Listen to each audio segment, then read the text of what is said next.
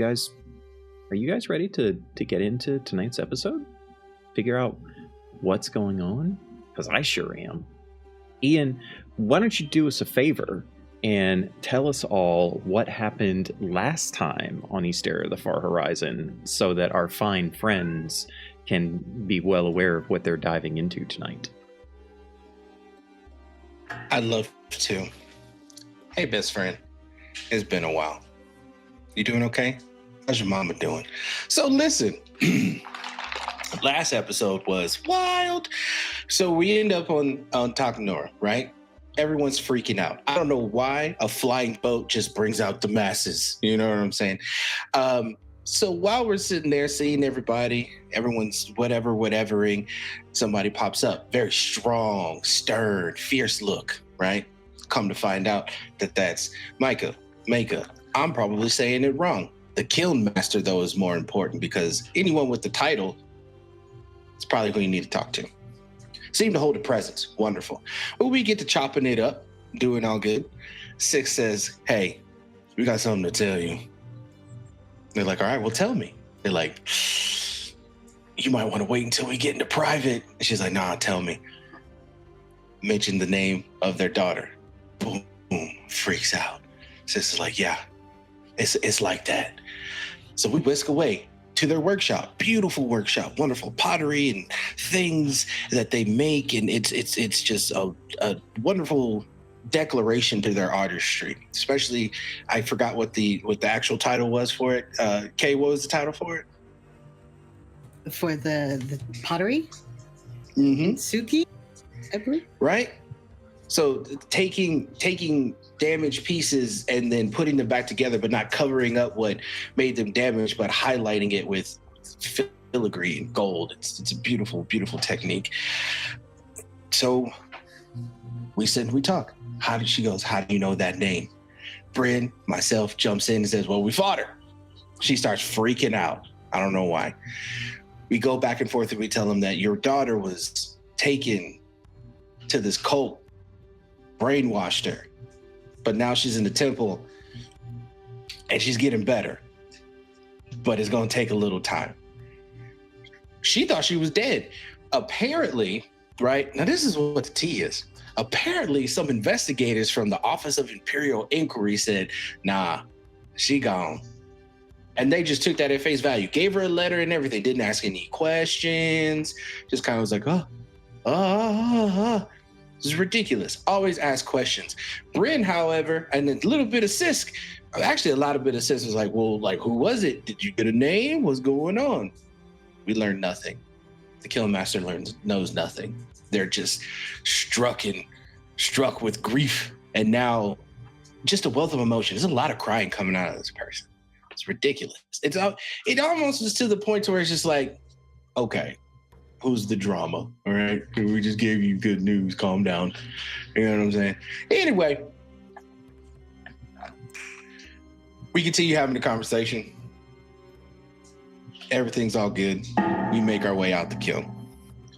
We come across this place called the Shrine of Shared Silver. Now, I caught Bryn's eye when we were going up there the first go round. And now that we've done this conversation, we're going to go up there. We go take a look at this beautiful pool, right? That's just dazzling. This woman comes out named Renhera. She's got a bunch of cats. We love that. We vibe with cats here. She's like, hey, what's going on? We're like, hey. We just kind of wanted to see what's going on. She's like, yeah, take your time. Take a look into the pool, vibe, see what's going on. You let me know if you need something. I'll let your girl. Bryn looks in there, sees a reflection. He jumps back because he sees a bear. Now, granted, we've been here for 50 episodes. You're just like, well, a bear. But then little bear heads pop up and he freaks out. Mira looks in and she sees her mom, but then it's like, nah. But then it's one of those tap dancing. 80 looks in, sees a hand on their shoulder, eyes bright. It's kind of like, kind of like a dark phoenix rising. You know what I'm saying? We're the X-Men out in this motherfucker. Sisk, however, looks in, sees themselves, their actual selves. Comes back, nah, this thing's broken. I don't know what the hell's wrong with y'all. We turn to Rhaenyra, start chopping it up for a little bit, and she reads us to filth. Correction. She reads Bryn to filth. Everybody got a nice little, show them who you are. Bryn is just like, nah, you struggle with leadership. Fix your shit. So he goes, sits on a rock and grumps for a little bit, which I mean, valid. What I really like though is what they said to Sisk, right? You like, someone with many faces is burdened, but at the same time is just like, burdened with questions that they don't have answers, but the real answer is how unique they actually are. It's probably why they saw themselves. They don't know that. They thought it was broken. 80, everyone else was looking in the water, but was told to look at the sky. So it just goes on an acid trip and just starts staring at the stars for what seems to be like forever. After we have our little moment at Coachella, we hear the music in the town. It's a party. It's a party, y'all. So we going out here vibing. Oriana's down there, starts dancing with Bryn. Bryn turns into a bear. Duh, right? Phelan comes up and just like, hey, yo, Mira, what you trying to do? Mira's like, well, I've had a lot to drink, so I guess we should vibe. We really need to figure out what's going on between the two of them if we're going to continue this boat trip. I forgot what 80 did, but it was probably something dope as shit. So they're all just talking, having a good time with the townsfolk, just another vibe session.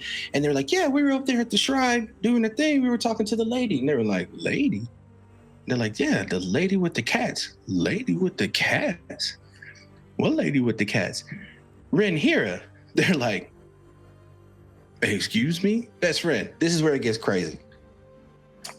Mind blown. It was on the floor. I had to pick it up, dust it off, put it back in there. Townspeople say Rhaenyra has been dead for a couple weeks now. Then who do we talk to? Beats me. Just for clarification, if it ain't about me. She died last winter, you know what I'm saying? Which is like more than a year ago. What did I say? Couple weeks. I said couple winters. Check the tape. Okay. Either way, still wrong. It's a vibe. We talked to somebody who's dead. I think that's the part that we should focus on. That is definitely the part you should focus on. Wholeheartedly agree. Thank you so much, Ian, for that. Kay, I think you're next. Okay. Appreciate you all doing these recaps, by the way. I love it. It's one of the highlights of my evening when I see you guys doing these recaps, so I appreciate you. Yeah, and that was where we ended last week's session. I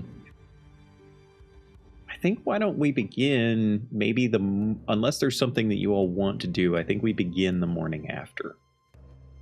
Everybody cool with that? So, suns rise. You find yourselves back on the ship after your evening of revelry. Entirely up to you as to how hungover you may or may not be. If you want to put that to a roll, you can certainly do that. Entirely up to you.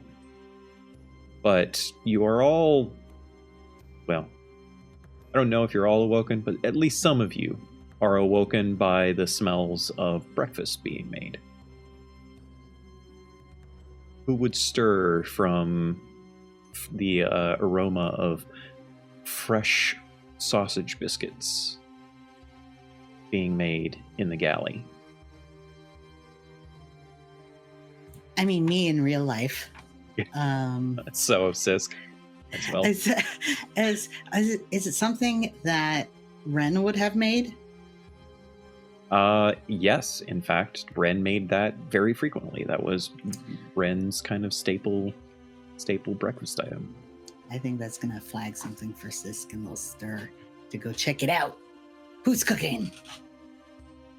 I think I'm gonna join Sisk in that too, because I'm pretty sure Bren's thought would be the same. Like, it smells like something Ren would do. What about the twins? I think 80 is maybe feeling it a bit, the drinking that happened, given that she doesn't normally drink much. But I still think that she would wake up fairly early and definitely be down for some food. Mira is somewhat hungover, but she sees that 80's probably a little worse off than she is, because experience-wise, Mira has been hungover more often, so she's gonna like make sure that 80's drinking water and will ask around for some herbs to try and help her through the worst of it. Fair enough. As you all head your way into the galley, you will find Nora making breakfast. And you can get the herbs and such from Nora as well. As you come in, she, of course, looks on at all of you with that kind of motherly sort of smile as she, sets plates of sausage biscuits down in front of you. She offers gravy for anybody that wants that, and she comments that all of that is from things that she picked up yesterday in Takanoru, so it's all extremely fresh, and that's probably why it smells so good. That, and she's also a pretty decent chef, or decent person in the kitchen, at the very least, even if she doesn't call herself a chef. As you all kind of settle in, your companions come in as well. You can see Oriana. Oriana's nursing a bit of a headache as well, from maybe a little bit of revelry. Beth, you're being attacked. Yo, look at that big old face. So sweet. Never done anything wrong in his life. Yes, your companions all find their ways to the kitchen or the galley at various times. Breakfast is, of course, delicious, and conversation is probably a little bit subdued, perhaps. What would you all like to do?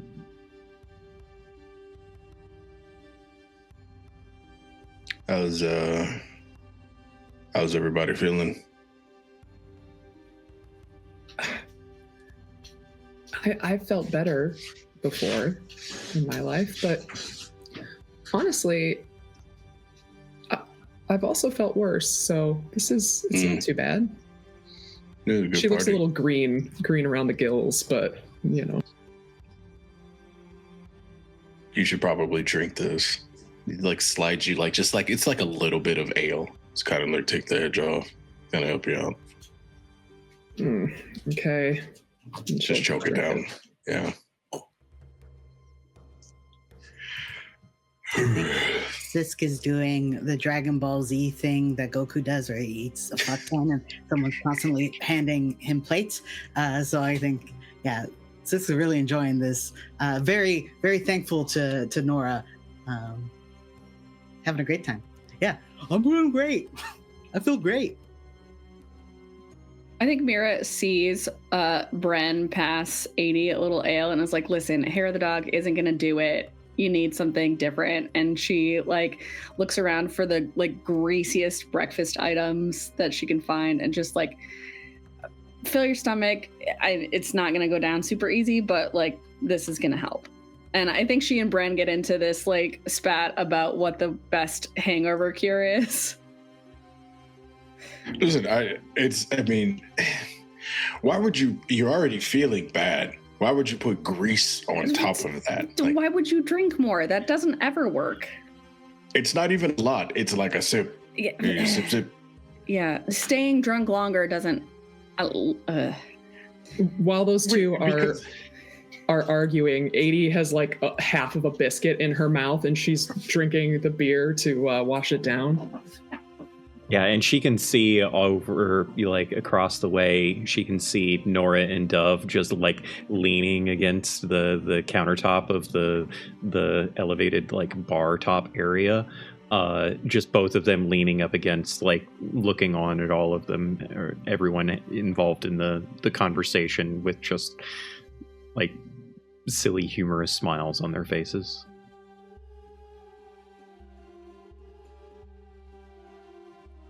It was a really So- good party. It was nice. Yeah, they know how to turn it up here. That's pretty good. Good small town living.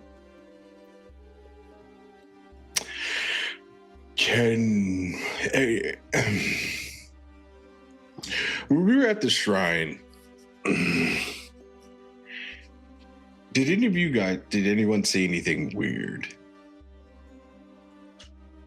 I mean, I was Serval, and I saw myself in when I'm on the ship and stuff. But it just seemed like true sight or something mundane. Well, and I don't know why that got me mundane. No, more so with the with the priestess there. Did you guys talk to anybody about them at the party? Not specifically. I mean, I had oh, by the way, we adopted a dog, so we have a boat dog. send him back. No, I like him. We were all hanging out, and I had spoken to somebody about what we were doing, and I had mentioned Rhaenyra, the priestess at the shrine, and they told me that she's been dead since last winter. Of course she has. Right? That's why I asked, did anybody notice anything weird? Miko, can I use my brain to see if I can retroactively have noticed something about Rhaenyra? Sure. We'll call that an investigation check. Yeah, I get to use D&D DD dice? DD I dice. forgot what it's called. Wow. All of that was correct. Sorry.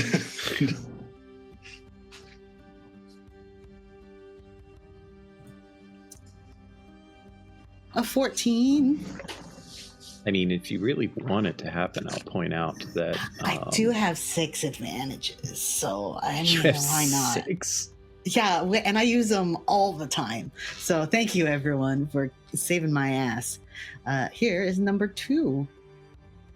Way better, 23. Thank you. Significantly better, but you did use an advantage. Thank you so much, chat, for the help. Kay very much appreciates it, as do we all. 23. You don't remember at the time feeling anything off. Wow, 80 has 9 advantages? What the fuck, Beth? What the fuck is right? Yeah, don't- Beth, we're all upset. Listen, some of us just have it, okay? Oh, wow. Okay. No wonder she's wearing a hat. Got to keep that big head in check. 23, you don't remember anything particularly off at the time. However, in kind of like going back, maybe there was a little bit of etherealness to the quality of which she moved and spoke. But like you feel like in the moment you just thought that was her being like priestess lady and not anything weird. She's just, I really felt like she's just wise lady. She could have been a chosen of one of the guys. Descendants. Yeah. One of the guys. Primals. Yeah. One of the guys. Just one of the homies. Sky daddies. That's funny. Okay.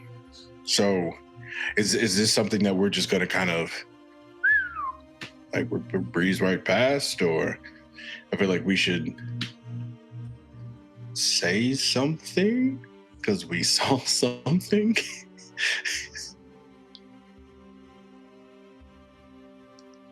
All of you are suspiciously quiet.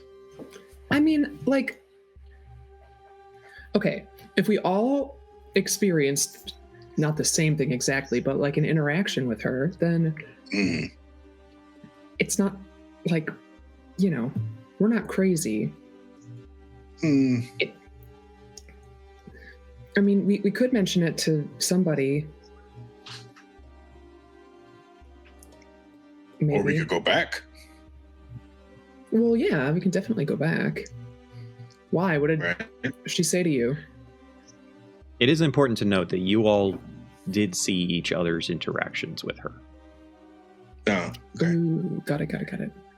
Yeah. Like, It's just all that of I you suck. saw her speaking to the others of your party. So, and I think there Were was we, even like, pulled physical. aside? There was even physical contact with some of you. Yeah. She had. Yeah, we kissed. You kissed a ghost. Weird. Yes, and Miko. Yes, and No, because we have video footage of that one. No, she didn't like pull anyone aside or anything like that. All of you were It's in the kind of like same. a Yeah, you all were in the same proximity with each other as the conversations were happening.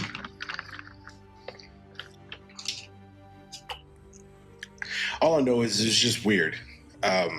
But compared to the things that we've experienced recently, it's kind of like lower on the list of weird things that have happened. I just want to know maybe if it was just me. Should this be a concern? Do you think they were ascendant disguised as a priestess to tell us things? God, I hope not. We've had weirder things occur, but I also feel like we can't just assume everything is an ascendant every time. A dead person speaking to you about your personal future. Come on. Yeah.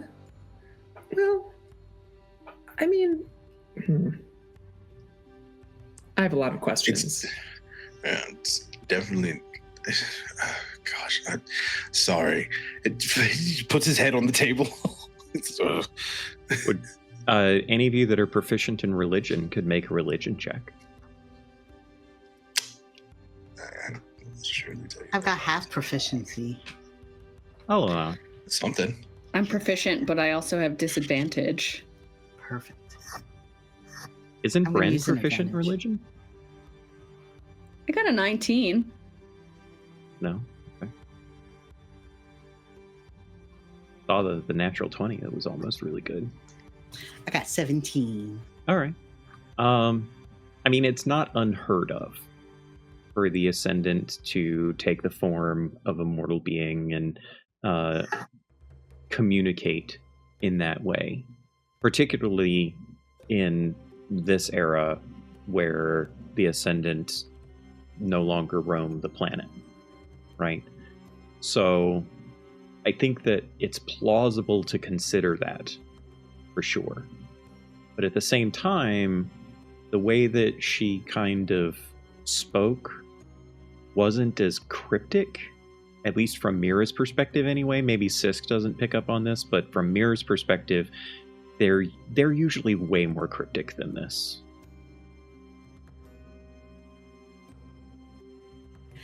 And I mean, I guess law of averages or something that exists in this universe. I think that we've met a lot of ascendant or ascendant-like or ascendant-adjacent folk. That the odds of this being another one is pretty high, and it's getting the novelty's wearing off. Is it though? Because dragons, right? There's one thing. What is it? 2 ascendants in the same space. It's another thing. 80 has superpowers. I'm just going to classify it as that. Right? That's a thing. See, what else? There's a lot. There's a lot that's happened. Flying boat, we have that. Demon cult. Add that to the list. The rest of it's going to pop up. But I think just right now, with the things that have happened to us, meeting another ascendant really isn't that high of a, like, it's normal for us at the moment.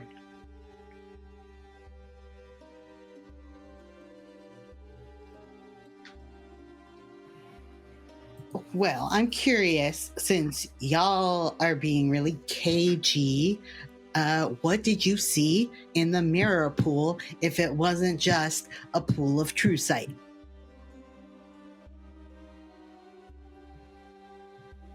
I mean, I saw myself, like a mirror pool.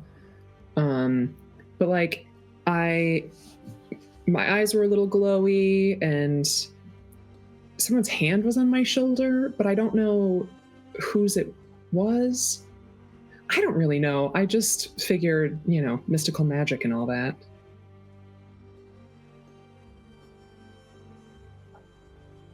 I was a bear. Right. Yeah. It's about right. It's normal. Checks out. But, yeah, it does check out. But there were little tiny cub ears that popped up next to me. Baby Don't bears. look into it. Baby bears. We don't know what that means. It was cute, though. You hear Dove pipe up from the corner. Okay, I've got questions. So do I. Think we all like slowly do a head turn towards Mira. And now you go. I mean, I guess like 80, I saw myself, but in a different way. I, saw our mom too at first, or I thought I did, and I don't know. I'm sure there's some sort of logical explanation behind what we saw. You saw your mom? I thought I did. Then what was it if it wasn't your mother? I mean, it was me. I'm dressing a little more like her since she's gone, and I miss her a little bit, so I trick of the eyes and everything. It's nothing. I think Brent looks at 80. He's like, I have thoughts, but like, I think the emotion you get from Brent in this moment is he's like, it's like a very small wisp of like excitement and intrigue, but the look he's giving you is, I have thoughts, but I'm not saying anything because it's not my place to, but I have thoughts. Yep, that's basically 80's face too. Okay. Just having heard the like rather dismissive tone of her sister's voice when explaining that, she knows that she's not really up for, dissecting all of that at the moment. Can I make a roll to see if Sis gets the vibe to not stop, or if they're going to continue on this extremely direct line of questioning? Go ahead and make an insight check. That's when I have disadvantage in, unfortunately. Yeah, I will I know. use another one of my advantages. Why are you going to use an advantage? It'll be even this way. And I had a nat 1 versus a 14, but I feel like I did not get enough anyway. Oh my god, kitty cat. Wait, so you rolled with disadvantage? Mm-hmm. It was supposed to be just a straight roll. It was supposed to be just a straight roll, yeah. No, okay. Let me try this again. So using an advantage. 14. Okay. I think with the 14, Sisk is probably astute enough to pick up on Mira probably doesn't want to talk about it, but of course that's up to you. I think, Sisk, will try to make eye contact with Mira for a second, and then we'll slowly blink like a cat, and then is going to very quickly veer off in a different direction with the questioning. Okay, so Rhaenyra, do we need to know what she is? Not really. I'm just more so curious. Maybe she'll, For me. be nice if Like, she I'm come curious. back. As you say that, Oriana just kind of clears her throat and says, I could go. Sounds like an interesting place, and I wouldn't mind. Oh yes, please. It'd be beautiful. It's a beautiful area to look at, even if a lady who's been dead for a year is not there. So I would love for you to come. Anyone want to go on a quick outing with Oriana? I guess we're gonna be here for a bit, so we can do some exploring. It's actually a good point. You didn't really make a point, but you brought up an idea. What else? What else should we be doing? Like, I feel like this has been kind of like a stopping point for us in the sense of, like, you know, it's kind of nice here. I mean, it's kind of nice here, but our friend has been kidnapped and is, maybe undergoing emotional torture or physical torture. Yeah, I know. I think that's why, like, I'm like, why am I so comfortable? It's bothering me a little bit. Because this place rules, and it would be great if we could get Ren back here to recuperate a bit. That we didn't find anything out either to lead us into any type of direction outside of what we already have. We should probably reduce our time here and get going. Yeah, Phelan actually chimes up and says, should I start making the ship ready to go then? I mean, I hate to leave, but I feel like it would also feel super shitty to, hang out here. I think look for our friend. I mean, I'm with you on the urgency. I also feel like we need a second to breathe. The only lead we have followed here was Lorraine's mom. There are other people here. And they apparently don't keep secrets, so we can see what we can find out. We can spend one day, I think. We can, and Oriana and I can go to the temple, and also I can just start talking to people. I think maybe just one more day. We can leave tomorrow if we don't find anything. I think we should ask Mika if some of Lorraine's friends are around and maybe get some information on, we know that she was talking to the Emberless Flame here, so maybe we can get some more information about the Emberless Flame from anyone that knows her and saw her departure.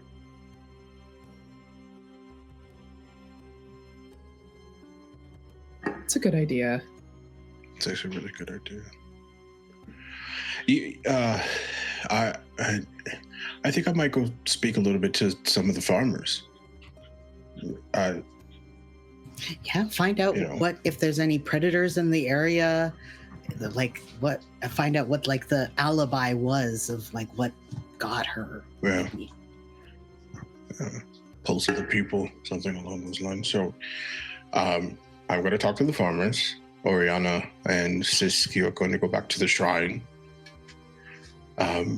Mira, Adi, are you both going to find information about the Emberless Flame, or? I think that would be smart. Okay. Just today, though, we take today, get as much information, but I guess also kind of relax a little bit. I feel once we leave here, things are going to get very rough quickly. So we'll take the moment to breathe. Phelan indicates that they'll start making sure the ship is ready to go. They'll probably head into town as well. Nora and Dove both say that they're going to take Taryn into town for a little R&R, so to speak, and see what trade can happen as far as additional trade can happen as far as like supplies and such. Oriana does say to you, Sisk, that you don't have to go. She can make her way to the shrine on her own. She doesn't need a chaperone. I didn't want to go be your chaperone. I wanted to be a friend. I think it was I was wanting to go back there anyway. So yeah. I think Bren leans into Sisk, like once Oriana kind of maybe turns away and goes, please just keep an eye on them though. Yeah, you do see one of Oriana's eyes on the back of her neck kind of open up and look at you, Bren. It just looks right at just the eye, not even that Oriana's face, the eye that opened up. It's a precaution. We don't, no, it's fine.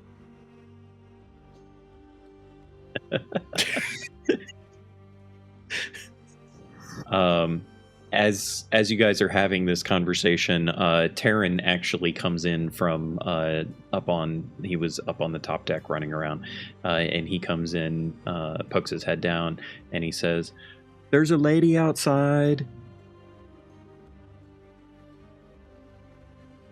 Okay. Thank you, Taryn. Hey. All right. I fucking love Taryn so much. I don't know why. Okay. I'm gonna go see what that is. Me too. Right. Meet you up there, can't you? Sure. Oh, we're all going. I didn't know if you guys were still going to be. All right, let's go. You guys head up above decks and glance over the ship, and you see Mika. You can see that she's there with 2 horses. Both of them, well, one of them pretty heavily laden down. The other one just kind of like a standard traveling set. Oh my god, kitty cat. She's down there, seemingly getting ready to depart. You know that since you parked like outside the city and you're kind of just off of the road, this is probably the main road, the only road really, to get out of Takanoru. And so she sees you and she just kind of waves, and she calls out more loudly than she has to because, distance and all of that. She's just says, "I'm not sure how this works. Is there a ladder?" What? No, you have to fly up. You can't fly? Don't give her a hard time, for heaven's sake.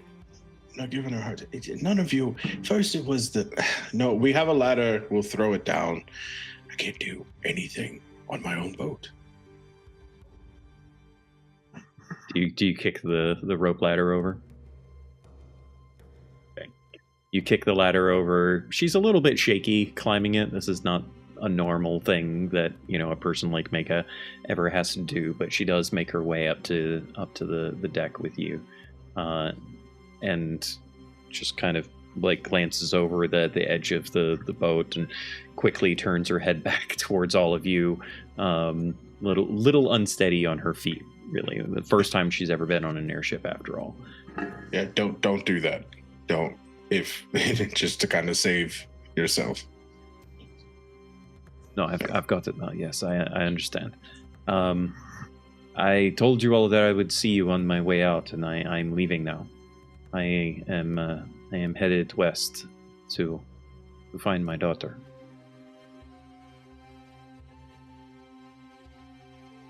Yes.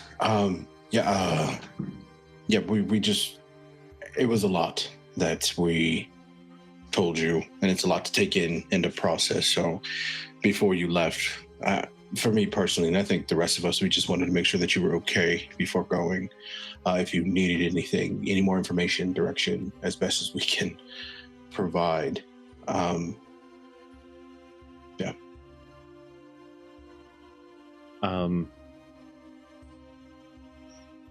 I am kind of curious about Did my daughter want to see me?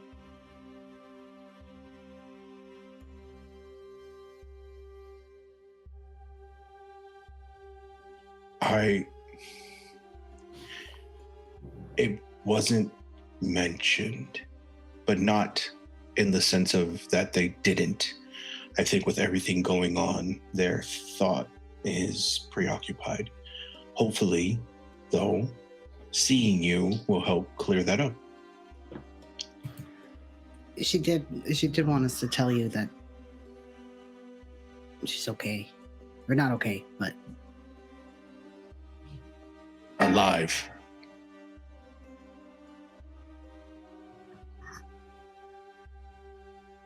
She just nods. Okay. All right. I think there might be a measure of guilt, or not might. There's guilt there, and there's a lot of mixed feelings, and I think shame. She wouldn't want. I don't think she would have wanted you to know the details, sort of thing. But I'll try wants to you to take know. it. I'll try to be careful with everything then. These people that you said took her and cursed her and all of that. Maybe it's not entirely my place to ask this, but you will end them, yes? Yes. I think so. Hell yeah. Go ahead and 80, why don't you go ahead and make an insight check for me? I feel like you're going to pick up on this perhaps easier than the others. Sure. I am going to use one of my many advantages to roll that again. Thank you, Varl, and everyone. 16. Okay. She's definitely a little more out of sorts than when you last spoke to her. An evening of thinking about all of this. She probably did not get much sleep last night. And it's definitely weighing upon her perhaps differently now that she's had time to kind of process it a little bit. I mean, 24 hours ago, she thought her daughter was dead after all. So, This lady shouldn't be going alone. This is a long trip by herself. is kind of a long trip. That's actually a really good point. Why are you going alone? I'm sorry. Why are you going by yourself? Because the people that would come with me that I trust the most, I need to make sure remain here to ensure that Takanoru remains safe. You, people, not person. It's your words exactly. Take someone with you. Just as much support as you are going to need to give your daughter, you need that too. Take someone. I appreciate that, but I have traveled on my own for some time.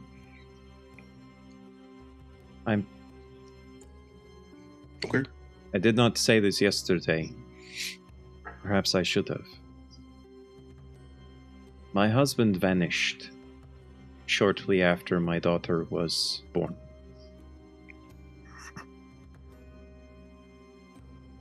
Ever since, it has been she and I. It's just the two of us. And yes, we infuriated each other in many ways, but we were also there for each other. And as much as I know in part that you are correct, I still feel I must go to her and have her see me and not see my station, or I just want her to see her mother. And that's it.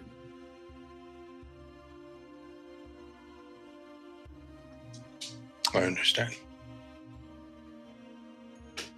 And I am pretty Safe travels. capable, and she actually pushes her hand down towards her hip where you see a short sword sheathed. I'm pretty capable.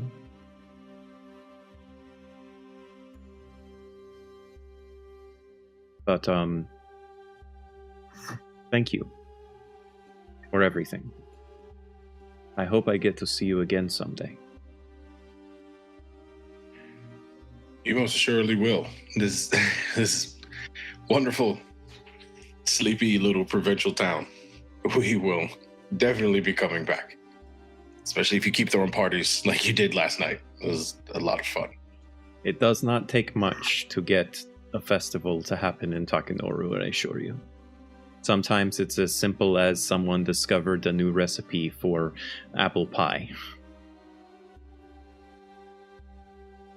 My kind of town. Hell yeah. Okay. We're good. Good. If you have not acquired it already, you should get some of the honeyed mead. It's very good on long journeys, and it feels like you're on a journey yourself. Several, it feels like. But thank you. Of course. One last thing before I go. I know that it was mentioned that you all had an experience at the shrine before the festivities. Yes, we did. I don't know if it changes anything or not, but there have been some who have said they thought they could see the priestess walking the grounds again.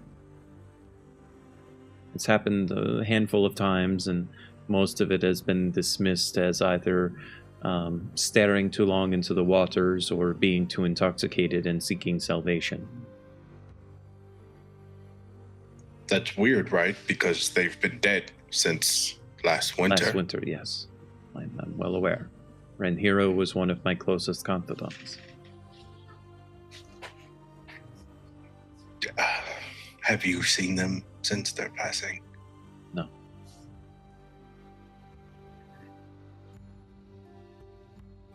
Well.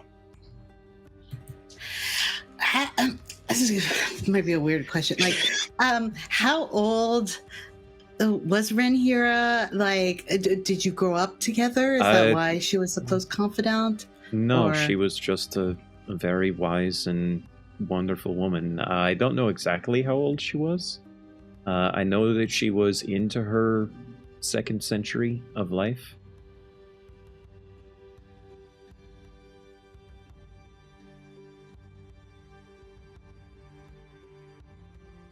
But she 200. okay. No, Yeah. she was in her second century, so she passed 100. She doesn't know how far past 100 though. Got it. Okay. I guess I'll just say it since we're all tap dancing with it. We saw Renhira before we came back to the town. No, I know. It came up at the celebration. The news is all over that Renhira showed herself to all of you. So, Oh, small town. yes, news travels ridiculously fast in Takanoru. I'm fairly certain at this point someone in town knows what you've had for breakfast already. Because they could smell it on the wind or something. And so that's already getting, I'm sure, passed around town. That's impressive. Okay. It's also quite It's- annoying at times. Sometimes I just want to read a book in peace and not have someone know what book I'm reading.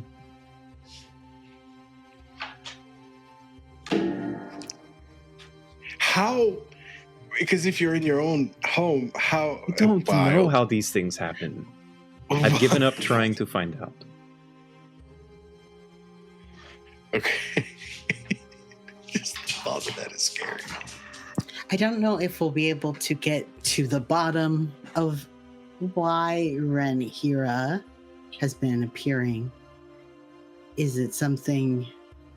That is not why you came to No, it's not. Takanoru, so I don't encourage you to go down that path as much as I might want to know the details about it. I'm also equally willing to just let it be, because she was a woman of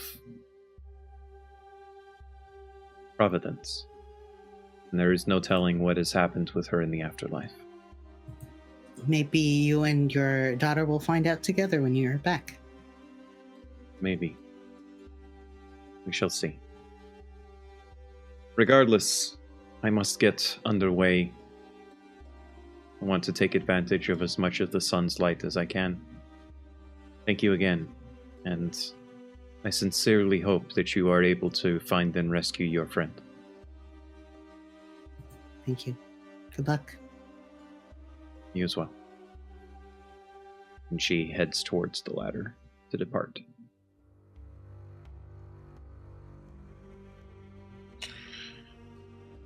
Great. Everyone has their heading. Let's make it a day. All right. So I have Sisk and Oriana headed off to the shrine. Sisk as Sisk or Sisk as Serval?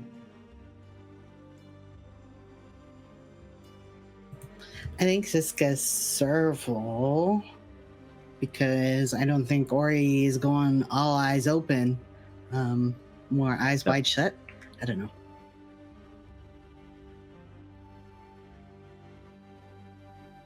Ori is definitely not going eyes wide open, so to speak.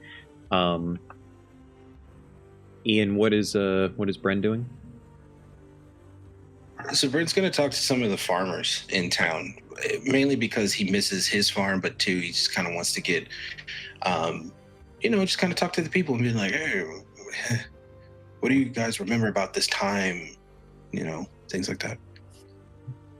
And what are the twins up to? I think we would go and look. Before Mako left, I think we would ask her if any of Lorraine's friends are still in town and where we might find them, and go in search of them. Sure. She's able to give you several names of people to speak to, and it's not going to be too difficult to track them down in this little town. So we will go ahead then and start with you, Ian. Do me a favor and go ahead and roll an investigation check using charisma. So if you're proficient in, just roll a d20, add your proficiency bonus if you are proficient in investigation, and then add your charisma bonus. Got it. Sorry. Still doesn't pull up for me on my computer. My charisma bonus.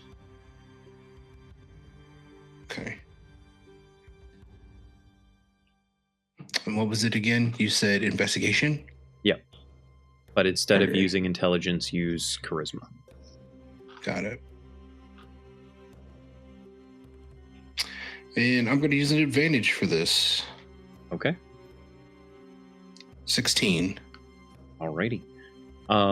With a 16, what I will say is you spend a good chunk of the day, like probably 5 hours. It's into the afternoon by the time you get through, confident enough anyway. Unfortunately, you don't learn much more than you already knew. There's a decent amount of misinformation, people that have rumors and that sort of thing, and conflicting information about, various animals that, were in the area at that time of year, as to what kind of animal it might have been. And then others just say, oh no, that animal only comes out, at winter time and wouldn't have been out in fall, et cetera, et cetera. So it's really hard for you to parse through all of those details. That being said, you do manage to acquire a fair bit of favor because, farmers recognize farmers and the like. And you end up walking away with like several pies Someone indicates that they're going to drop off a cask of mead for you, like an entire bushel of the first harvest of apples from the red trees that fill the surrounding landscapes.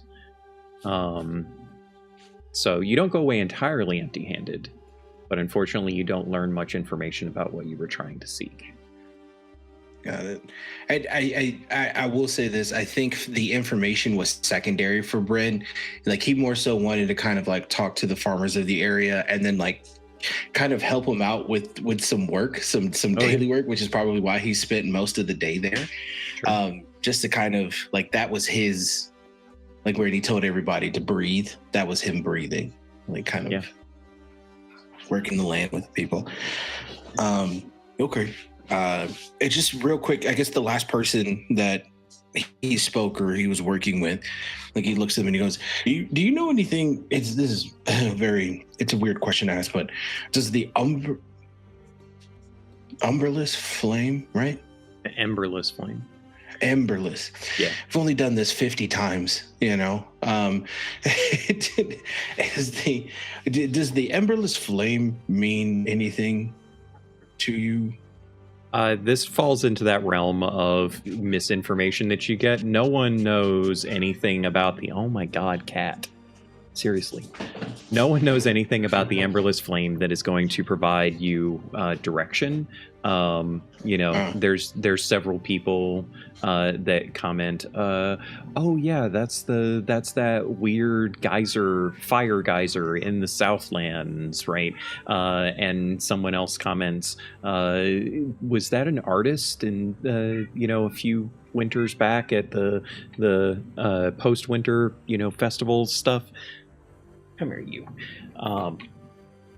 None of it is linked to anything close to like a cult or anything like that. But you do get a fair bit of gossipy scuttlebutt type stuff that I'm sure brings a smile to Brent's face. Oh yeah, we love a good tea sesh.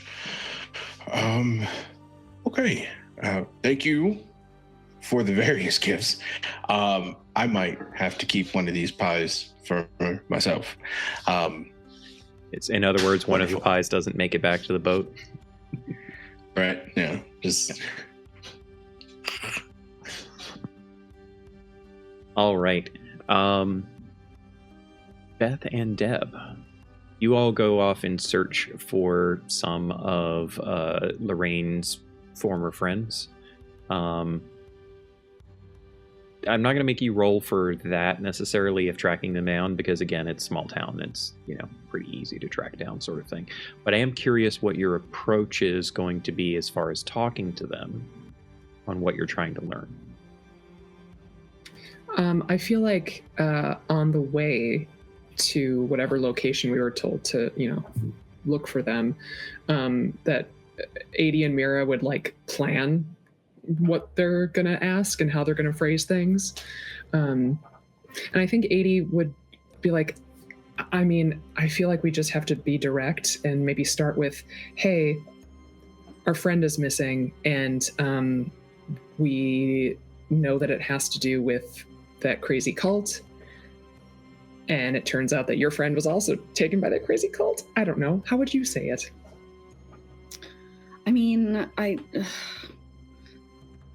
I don't know that I jump straight to crazy cult, but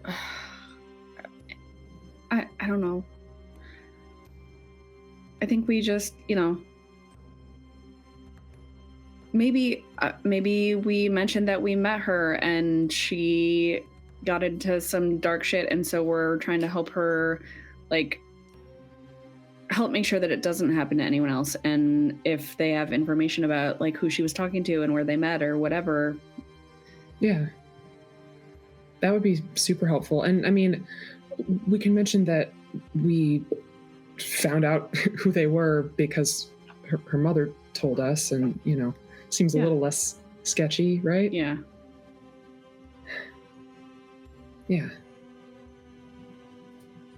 Sounds good enough to me. I guess we won't know how they'll take it until we start talking. Yeah.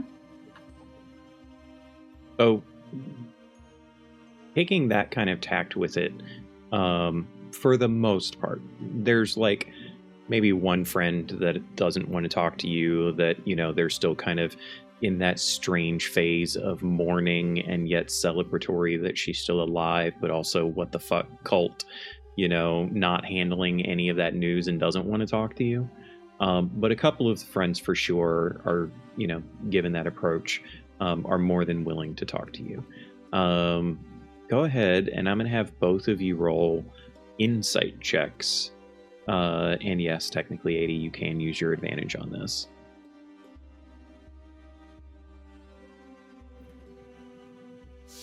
Ow.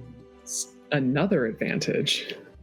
Because you don't want to be shown up by your sister who rolled a nat 20? Fuck me. 27. I'm using another one. Fuck! It was so close 20. to 19. Whatever, man. Go ahead. Yeah, so 80's just feeling a little off today. Maybe It's the hangover. I think she used 2 advantages, Varl. Because she has advantage normally on insight checks, which is why she rolled with advantage the first roll. So she used 2 of the chat advantages. 80's just feeling a little off today. Maybe it's the hangover. I mean, she's been hungover before. Maybe it's something else. She keeps feeling this like strange pressure sensation on her shoulder, and she doesn't understand it. Keeps throwing her off, maybe. Tension. Mira, on the other hand, is able to, through conversation, you know, casually prodding here and there and just kind of picking up on the subtle cues. She's able to pick up from 2 different of Lorraine's friends. And the fact that it's 2 is actually important because it's not occurring in the same conversation, right? 2 separate conversations from 2 separate friends. In the months after Lorraine disappeared, there's rumors that she was spotted in the woods around Harrowreed. Harrowreed is a nearby, like, small foresty landscape. And it's called Harrowreed because there is a temple ruins there that has been there since before the founding of Takanoru, and no one knows anything about it. At least no one knows anything for sure about it. There's all kinds of speculation, of course, about, you know, the people that maybe once worshipped there, but nothing in the realm of like cults or anything like that. Please repeat the name one more time. Harrowreed. Harrow. Yeah, Harrowreed. Harrowreed.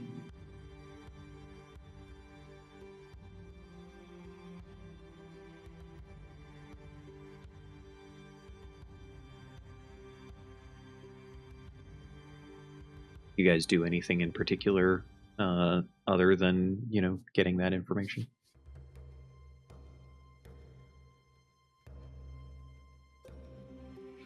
I mean, I feel like in the conversations, like, I don't know, I feel like 80 would start asking things like, you know, like, who was she talking to? Like, you know, like, what kind of riffraff had she gotten herself into? Get that information and just see if there was, like, within that conversation, if there was anybody else that seemed sketchy in town that she was maybe also speaking with. Anybody of note that, like,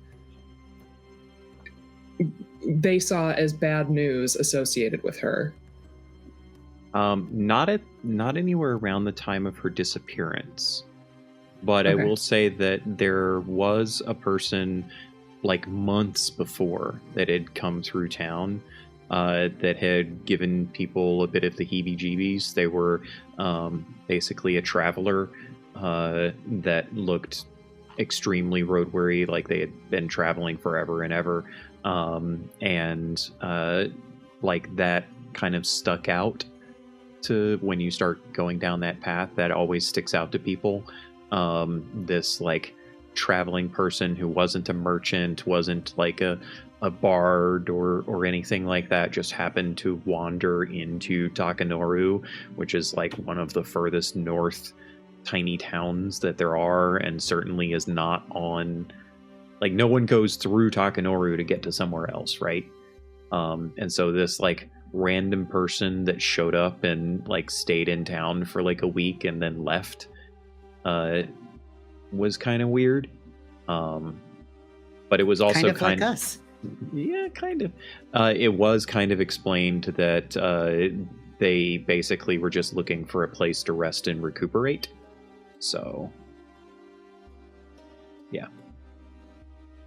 Cool. I don't think there's anything else that we would ask them, or, you know, just sort of bring that info back to the group at the end of the day.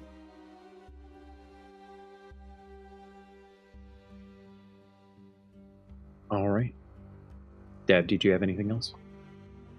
Nope. Cool. Okay. You head off back to the Shrine of Shared Silver with Oriana. There is... Oriana asks just a few kind of idle questions here and there about the place, but it seems more like she's just trying to spark conversation than anything else.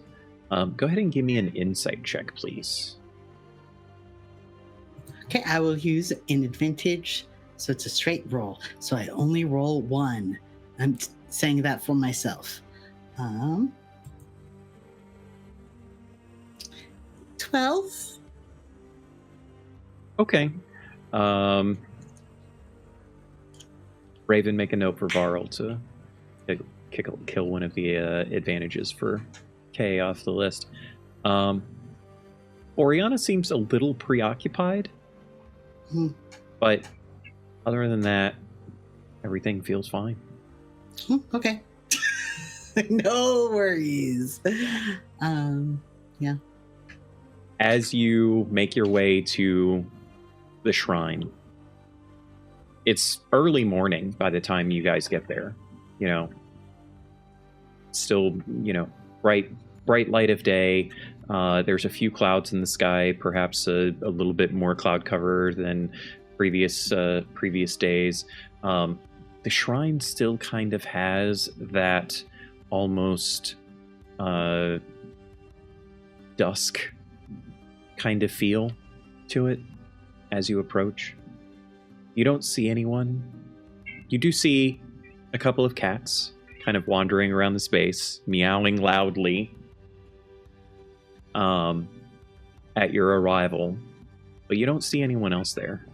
And Oriana is kind of taking it very slowly. Since she doesn't see anyone around, she actually opens up several of the eyes on her body and starts looking around with some of her gifted sight. And as she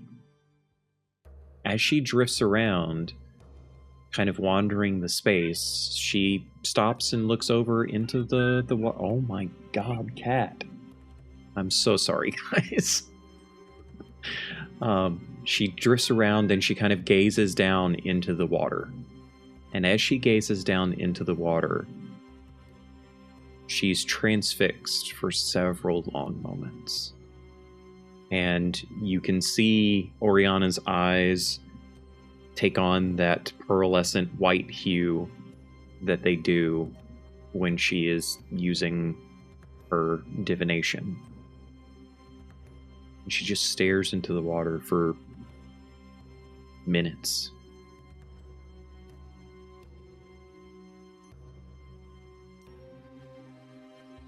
Think after, you know, I think a couple minutes of zoned out divination are fine, but after a few, I will approach her and try to gently lead her away from the water. As soon as your hand touches Oriana, she startles and looks at you, and her eyes kind of fade back into a normal state. And just looks at you with this kind of mouth slightly agape, shocked expression.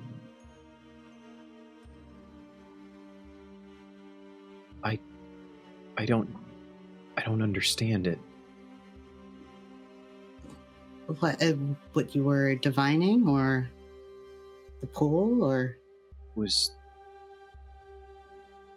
It was strange. It's very difficult to explain. I feel like this is what people mean when they say that they have a divine intervention. How so? I could feel a presence. I could feel someone else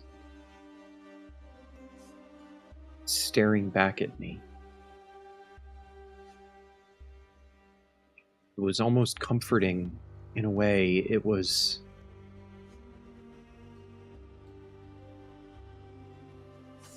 I don't know.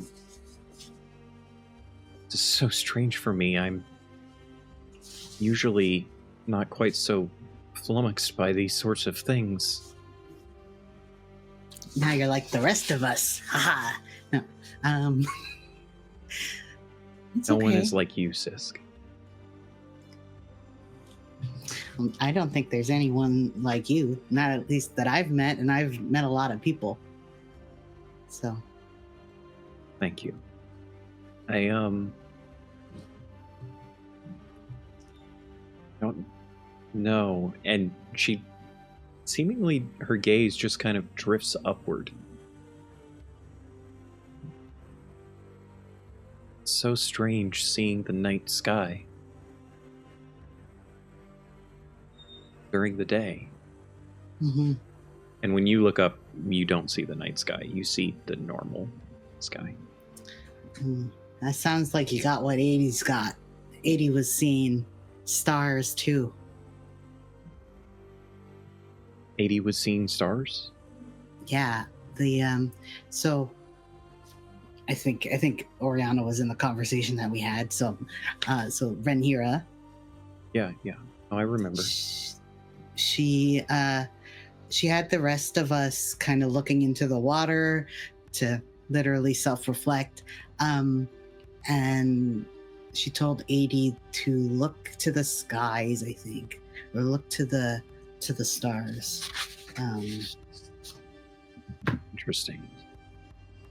I don't really remember seeing them. It does, like, this area is dusky, but I'm not seeing what you're seeing. I couldn't see what you saw in the water either. I don't know if you saw. Did you get a chance to see yourself, or were you taken away? Was I supposed to see myself in the water? I think it's like a true self thing.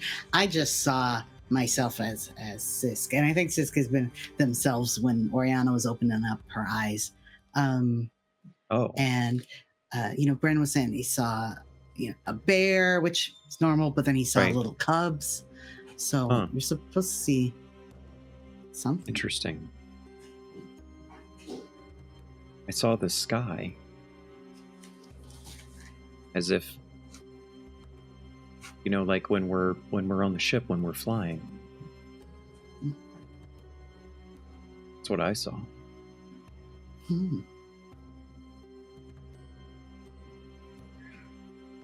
Wish that lady was here again to tell me what that meant. I don't have the answers. Wish she was too. Do you know much about the Ascendant? I know some. There's so many of them. I know that they're super powerful, that they, lock themselves away. So, because even when they were helping, they would often harm at the same time. Yeah, I've heard the stories too. But nothing as personal as what, Mira's got with Orlumis, or Violet with the big dragon. Yeah.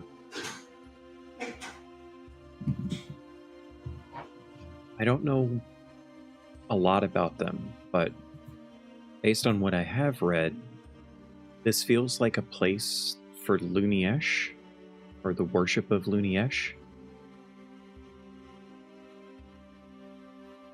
And I think Luniesh was looking at me, and her eyes drift back up into the sky.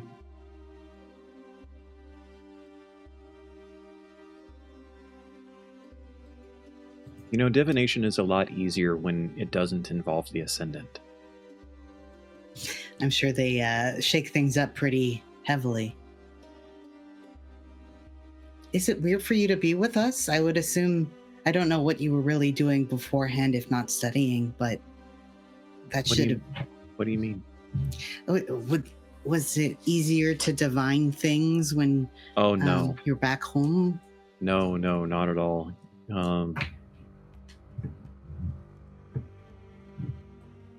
I had to be very alone. I was alone a lot, but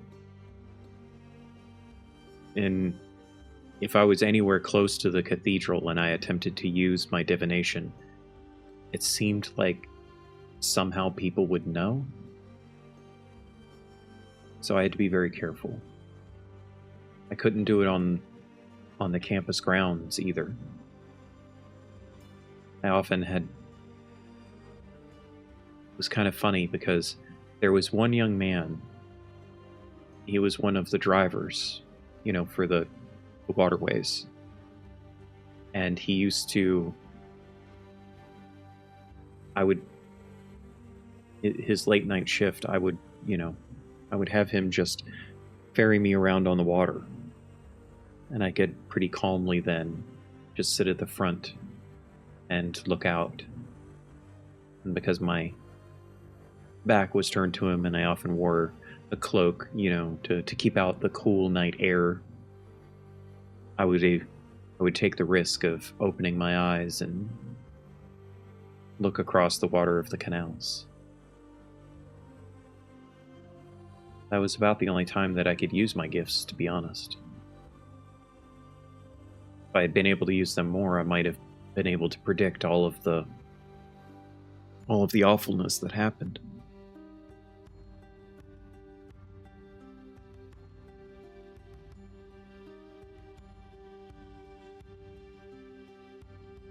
Sorry, Ripley was preventing me from unmuting.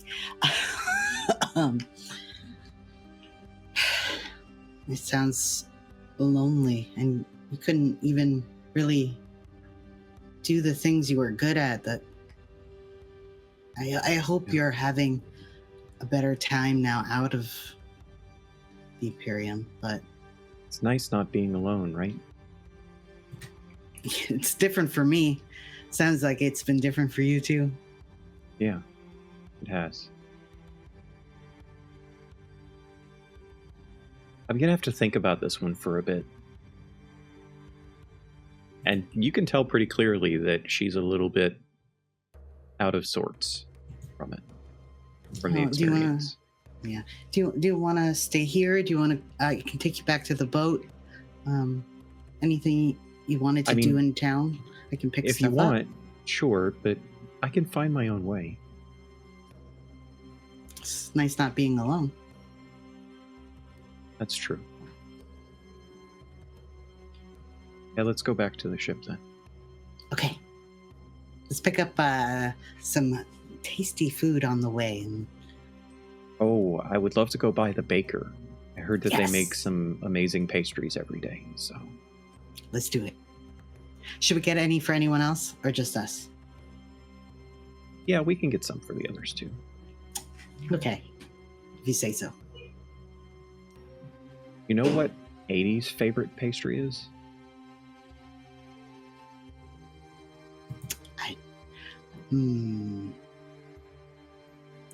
Honey cruller. Okay. It sounds more like a Bren thing, but... Is that a bear thing? I hear bears like honey, but I'm not 100% sure. We'll see. And just kind of starts walking down the path away. I will follow after her. I do very typical, I'm walking away, and then I look back towards the temple. Do I see anything?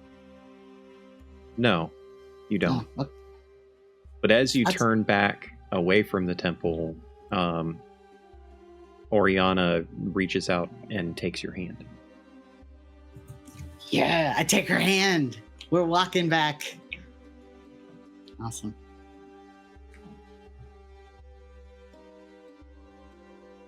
So I'll say early afternoon, you all manage to meet up back at the ship. Or maybe not. Maybe you all meet in town.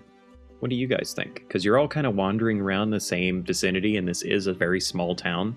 So it wouldn't be overly difficult to be like, walking nearby and, see Sisk and Oriana heading back down from the temple and, maybe spot Bren with an armload of stuff coming in towards the town too. I think we should definitely stop in town rather than going to the boat. I mean, just like Bren had said, we should, enjoy our time, at least what time we have here. I'll say you all managed to meet up. We'll say Bren probably coming in last. And so the twins meet Oriana and Sisk first. This is post visit to the pastry shop. And so there's a couple of small sacks, paper sacks that, one gets handed out to 80 and one gets handed out to Mira. And you see, I don't know if Sisk is munching, but Oriana is definitely munching.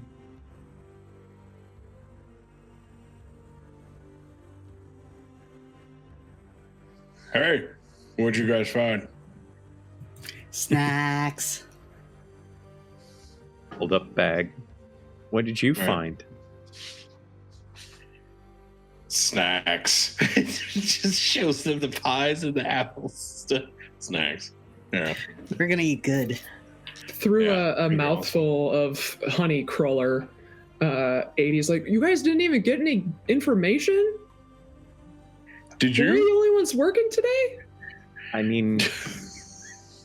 I maybe know a little bit about the temple, but I don't know for sure. I have to think about it a bit.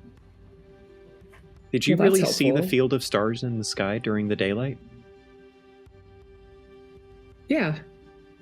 It was strange, very cool. But all of this is kind of strange, the stars were sort of shown to me by a ghost. So, I don't know. Oh, yeah. I stared into what I think is the soul of an ascendant. What? Yeah, it's strange. It's very hard to talk about. I'm still kind of processing it. My brain hurts a little bit, to be honest. Yeah. I think it was Luniash. They were very gentle. Oh. That's nice. Yeah. Anyway, did you learn anything? Do you think you're a chosen of Luniesh? If everyone's a chosen. He just reaches in and grabs a muffin and throws it at you. Oh. We got some information from some friends, and she'll kind of go through in too much detail everything that they gathered from other friends. Okay, now you have to tell us what all that detail is, because they're mostly teenagers or early 20s folk. Yeah, so are we. So I think it would be Oh no, they're even younger than you. She'd be like, all right, well, this friend is, she was actually really sad about all of it, but she just had, but she was very helpful, and I felt her put sort of that sadness aside to be helpful, and that's a really difficult thing to do. So honestly, I'm very impressed, and just keeps going through. Is that all that you learned was drama? No, she'll tell about where they were directed to go, and it's the best lead we have, I think. Harrow Reed. Don't know how, but I know that name.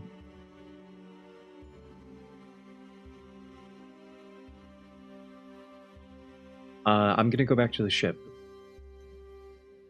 Don't go to Okay. Harrow Reed without talking to me. And she just like hands Sisk the handful of things that she was carrying, and there's like this weird pause moment as she stares at Sisk, and then she turns and rushes off towards the ship. Why? Roll an She's going insight back check, to- 80. She's going back to the ship. Insight? Why is she not taking? I was thinking the same thing. If you're going back to the ship, take the things. You do get to use your gift, tw- 80. Oh, I do? Okay. Yeah. Do it again. Sure. Okay. So 15 plus. You had a 15 on the first die and a 14 on the 21. second. So 21. Yeah, it's 21. There was a brief moment there. I mean, you know that Oriana is mostly blocks 80's gift. There was a very brief moment there where you feel like Oriana kind of was feeling some weird emotions with the whole exchange with Sisk before she ran off. Oh, really? Well, that's good to know. Wow. I am going to hold on to that. So what do you guys do as Oriana rushes off? That was Well, our okay. only lead. We can't go to Harrow Reed yet, which, I mean, I feel like that's the place to go once we get, I guess, go ahead from Oriana. So do we hang out? Should we try to find more information from somewhere? I'll be honest with you. I think this town is just filled with gossip and hearsay. I don't. There's not a lot of. There's not a lot of information we're gonna pull here. Let's just hang out. Okay. Yeah. So. Well, have a party. Second party. 2 parties. Yeah, we fuck around for the rest of the day, I guess. Yeah, 80's honestly, not can gonna we get drunk. just start another party? Oriana is not gone that long, but you are able to kind of have a few touchstones in the town, get a late lunch, that sort of thing. Someone tries to trade you their silverware again for some reason. That's still some kind of weird thing going on here. Yeah, we're not supposed to do that. Sorry. And around the time that you're finishing up some freshly warmed mead, Oriana comes back and finds you. And as she comes back, you can actually see that she has a small notebook with her, or small, book that she uses for writing down her various divination stuff. And she looks at you, 80, and you can tell that she has a pretty serious expression on her face. And she says, I couldn't make sense of it at the time, but when I was divining after you all had told me about Lorraine, Harrow Reed came up in my divinations, the name of it, as a darkness, a name told on the wind in darkness. Spoken on the wind is the word that she would actually use. I couldn't figure it out at the time, but yeah, that's important. And I think it must be related to the cult then, if it was spoken in darkness.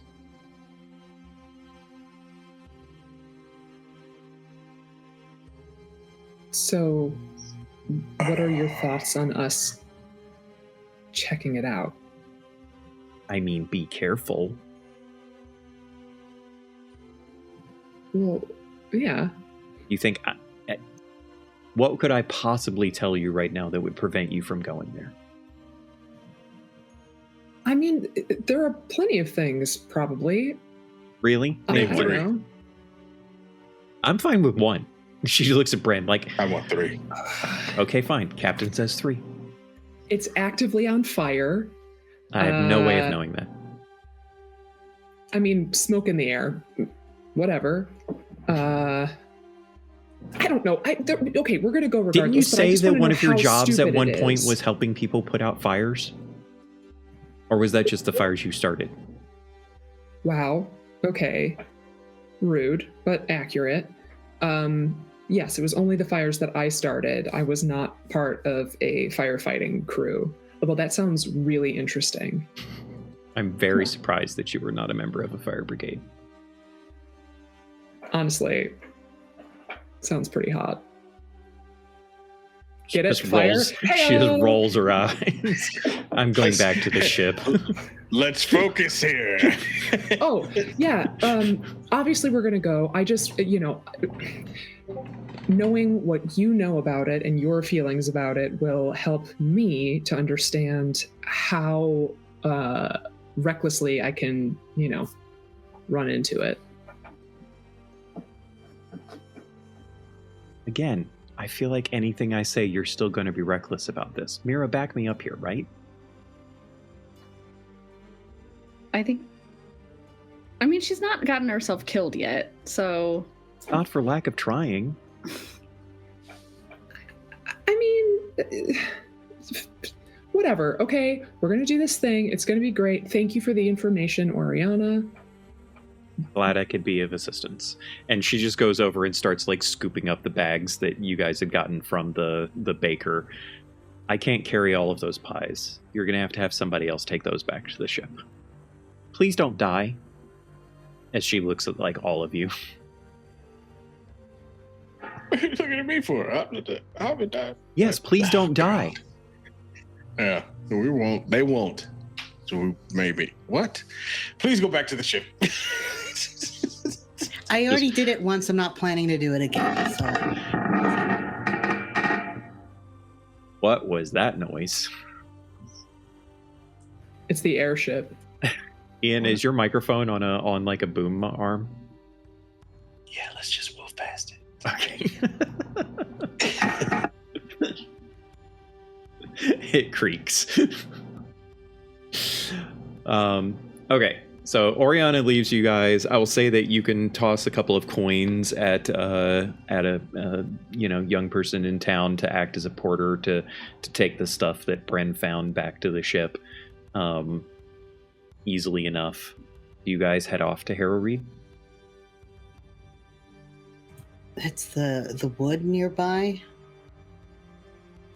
Yes, it's Before not we that far. leave- It's like an hour outside of town.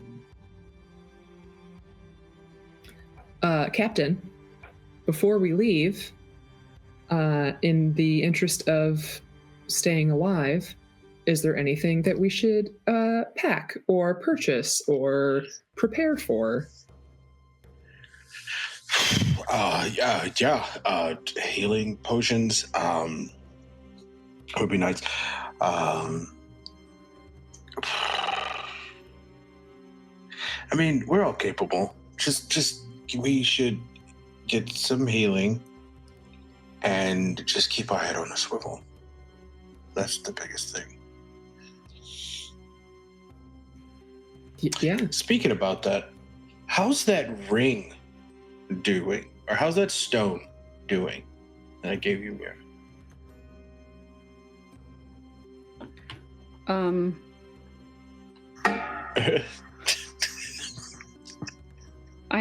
Do you have the homework? Where's the homework? Sully ate it. I mean, I haven't really been paying attention to it, so but I feel okay, so maybe it's working. Because it holds a curse. We could always use that as a get out of jail. Just toss it at somebody and then just scuttle away. Okay. Yeah, no, that's it. Just maybe get some healing and then just be cautious as we go into this on fire, but not on firewood. Okay. So a couple of points of logistics then. What do you mean? Oh my god, that noise. What do you mean the stone holds a curse? You're talking about the gem that Ganthelrook made, right?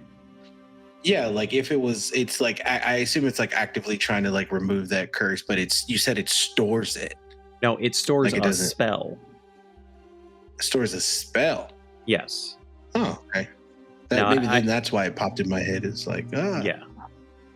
And any of you that are capable of casting magic could have casted a spell into that already for Mira to use later. So you have had lots of opportunity to have done that. If there's a spell that is on someone's spell list that you think would benefit Mira to have access to in that, single casting, you should let her know that. Gotta cure wounds. Do you want?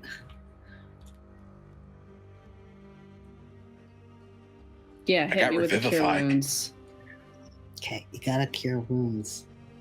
Does it also take the level? Or Revivify is also, but it takes a lot of stuff.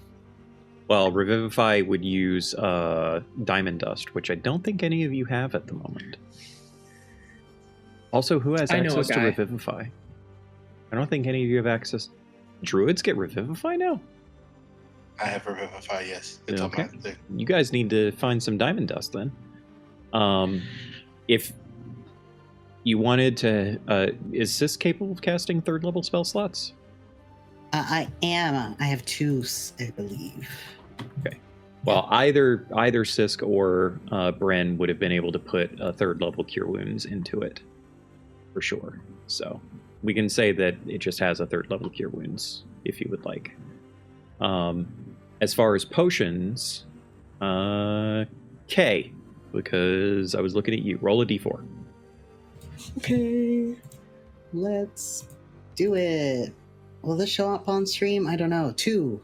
Yes, it did. So this is a small provincial town. They don't have a lot of stuff.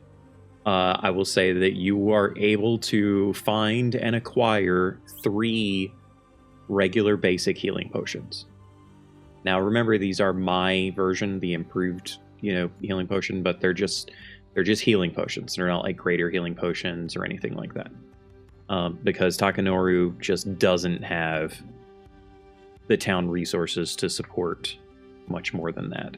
And those are probably things that have been sitting in like someone's shelf forever, and they smell vaguely of patchouli because they're herbalist potions instead of like arcana craft potions.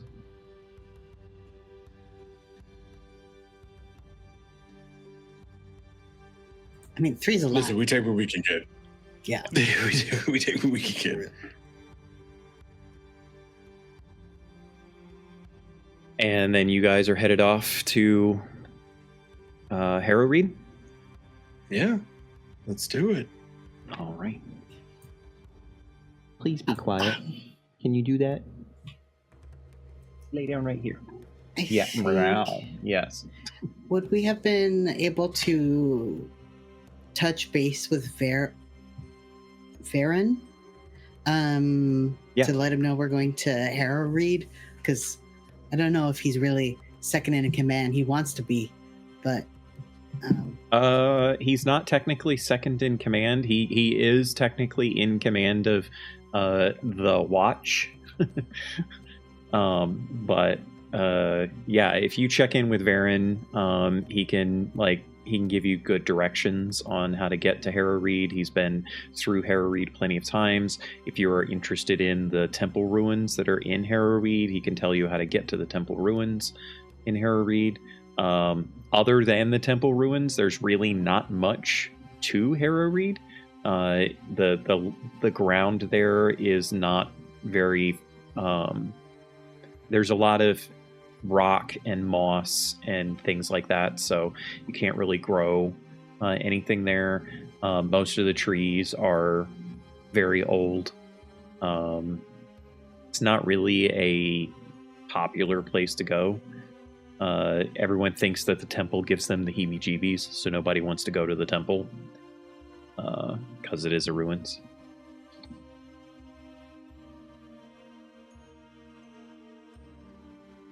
Cool. At least as long as there's no ominous warning, let's get going.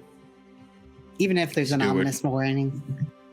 I mean, you already kind of got the ominous warning from Oriana, and so, yeah. All right, you head off to Harrowreed. As you venture to Harrowreed, leaving Takanoru behind, it becomes very apparent to you, being kind of late afternoon as you finally arrive in the space, it becomes very apparent to you that this place is overgrown. It has been claimed by the wild. And in fact, Bren, I need for you to make a wisdom saving throw, please.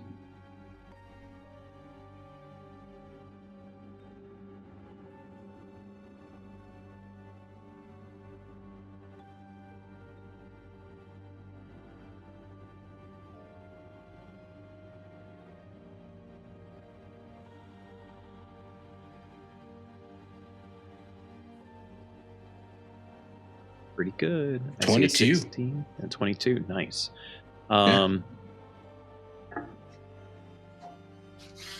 Bren immediately feels this sensation of kind of like a wild animal, and their hackles get a little bit raised upon starting to walk through Harrowreed. It's there's a wildness here that pushes against order and civilization. This space is one where you immediately feel as though anything can happen within it. It's dangerous for sure, but it's dangerous in that way as if you were a bear walking through a forest and there was other predators around and you knew that they were around, that you could smell them on the breeze sort of feeling. The rest of you aren't feeling this as much as, you know, you're walking through this like dark, ominous space, right? For Bren, it hits a little bit differently. What do you do? I think additionally it reminds them of when they like showed up the first time and they were traveling through the Storm Song Mountains. Through the Storm Song Mountains, through the through the jungly area. That one had a different vibe. That had a very fey kind of ethereal vibe to it. This is a little bit more foreboding than that, actually. It was more so the feeling of like being nervous and like I'm leading this group through a dangerous wooded area. Like it's like, you know, okay. I think that adds to him being on edge. Sure.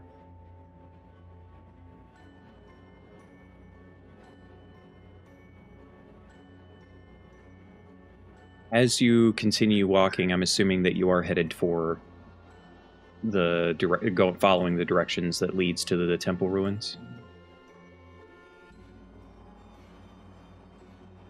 Yes. You eventually spot them ahead of you. As the hours of twilight are fast approaching, you maybe only have a few hours left before nightfall will commence. You see it. This jutting out of the ground almost of marble and stone that looks very misplaced against the backdrop of the trees and the rocks.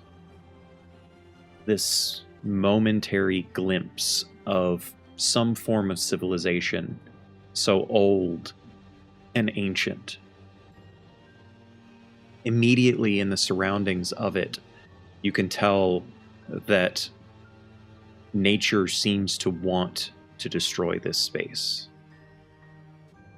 The brambles that cling to the cracked stone of this ruined temple are black. There are trees in the immediate vicinity of the ruins that are iron bark that look dead at first when you see them. There are no leaves on any of the branches.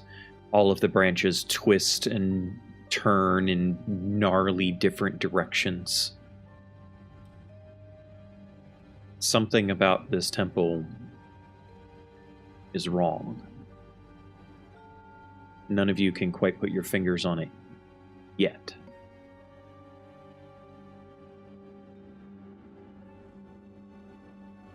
Is there anything that you would like to do in regards to temple specifically as you approach it? I mean,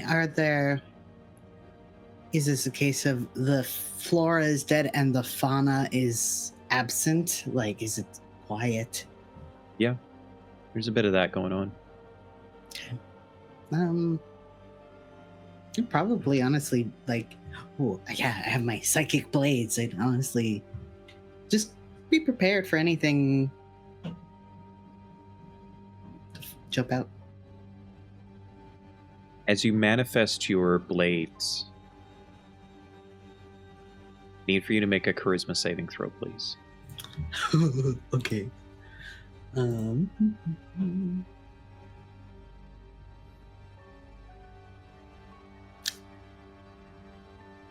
Yeah.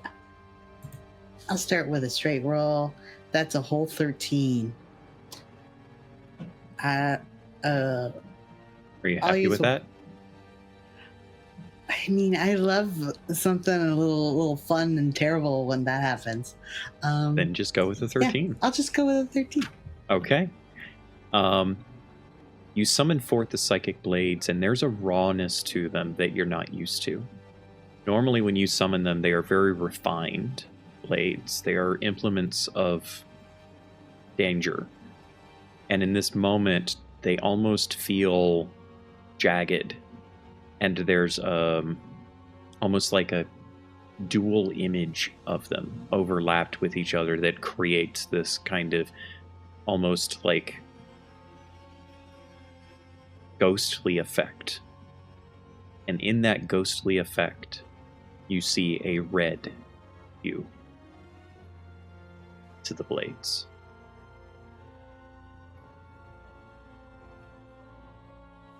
Is this like an arcanic thing? Can I study what's going on with my... Go ahead and roll an magic? Arcana check if you like. I will, in fact, and I will use one of my many advantages this time. Use them up. That's 15. Okay. This is... You've summoned them fine. You're not feeling any ill effect from having summoned them. But there seems to be some other presence, some other effect happening in the vicinity that is causing this slightly warped manifestation. The rest of you can see this as well, by the way. And given the fact that you have all seen Sisk summon their blades, you know that there's something off about that. I'm going to say out loud, something is interfering, it's in the area. Watch out. So is it more so like it's preventing, or is this just more so of like there's an additional magic here that's just interacting? There's an additional magic here that's just interacting. Okay.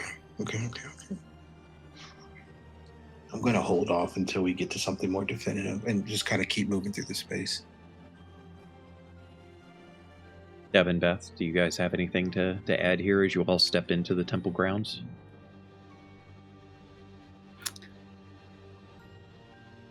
I Can I do a detect magic and see what's around? Sure. Go ahead and roll a perception check for me.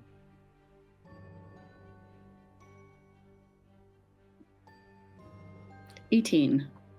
Are you using detect magic as a ritual, or are you actually using a spell slot to cast it? As a ritual. Okay. All right, we'll come back to that then, because it takes you 10 minutes to cast. What's 80 and Bryn doing? We'll start with you, Beth. 80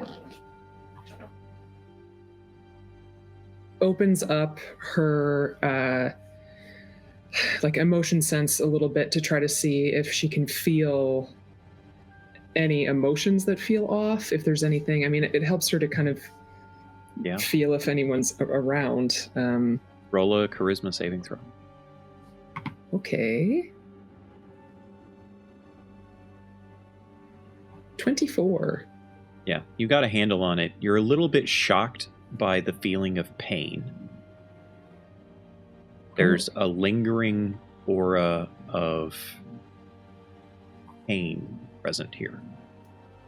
And it is strong enough that something awful happened in this space. Okay.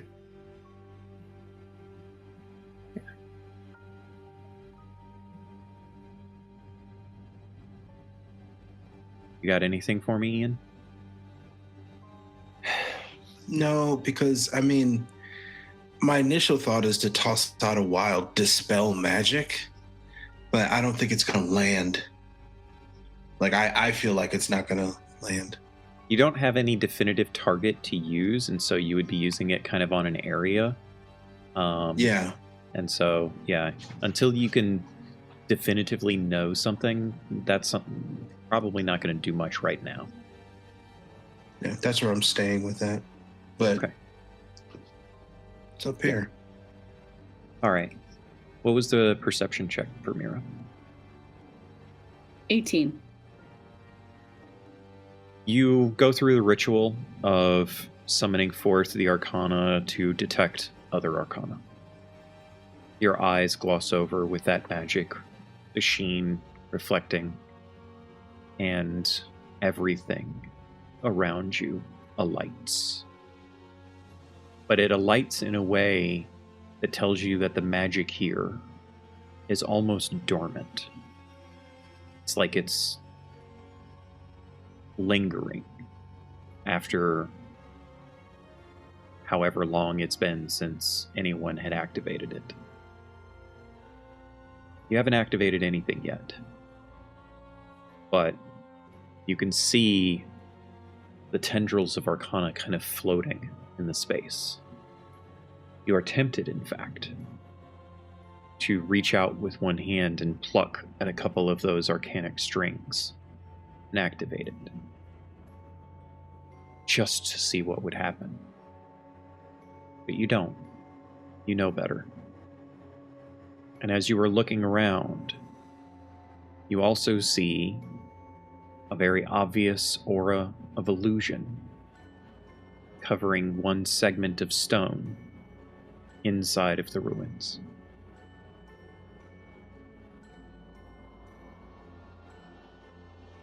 If you would like to roll an Arcana check, you might be able to determine more.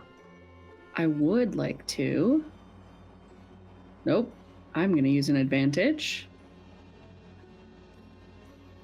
29. That's a bit of an improvement. 29. You instantaneously recognize the telltale signs of a very powerful greater illusion spell.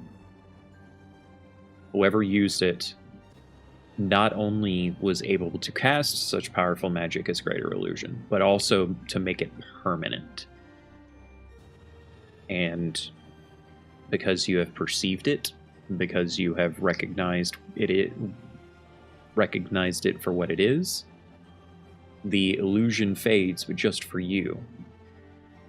You still see it semi-translucently, and where everyone else sees a broken chunk of wall, Mira sees a piece of stone real stone laying across a stairwell leading down.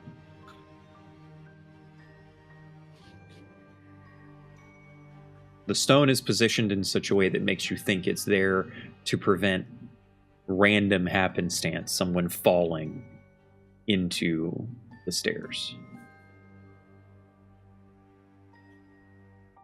There's a stairwell over there.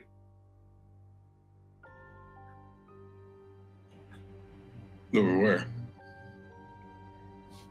Mira will kind of describe where it is. She'll point at it and then just kind of describe the illusion and what she has figured out through her detect magic. Will Mira put her hand through the illusion? Because that's the easiest way to show someone. Yes. Okay. I need for you to make a wisdom saving throw, please. Wisdom saving. Are you fucking kidding? You're just gonna put your hand anywhere? Which hand? I want to use know. another advantage. You idiot. 13. Okay. I just needed you to point.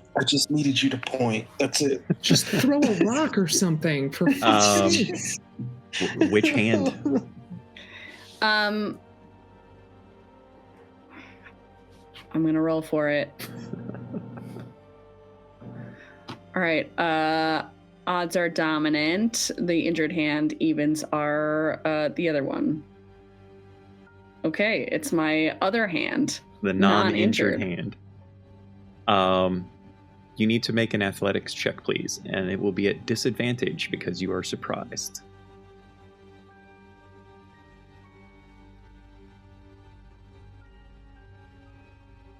Pretty good. That's a 16. 16. That's a lot better than I thought you would do. Unfortunately, it's not enough. Your hand goes through the magic as you are describing things for everyone. All of the rest of you see Mira's hand move through what you believe to be broken stone, disappearing into the stone, and then mid-sentence, she is yanked off her feet and pulled through the stone itself. Would Mira scream if she is all of a sudden thrown downstairs? I think she would do a Okay. sort of situation, and like her breath catches in her throat and she like can't make a loudish noise. Okay. The stone that was blocking the way actually takes shape for a brief moment, turning into a hand and pulling Mira down the stairs before reshaping itself back into a stone. As Mira is flung down the stairs, she takes 12 points of bludgeoning damage. Amazing. As she basically hurtles down 2 flights of stairs. I'd like to cast Dispel Magic on this fucking rock, please. You don't see the rock, but you know that there's an illusion there that you could cast Dispel Magic on that spot. I'd like to do that. So you cast Dispel Magic. Go ahead and make a spellcaster ability check. So just roll a d20 and add your wisdom, please.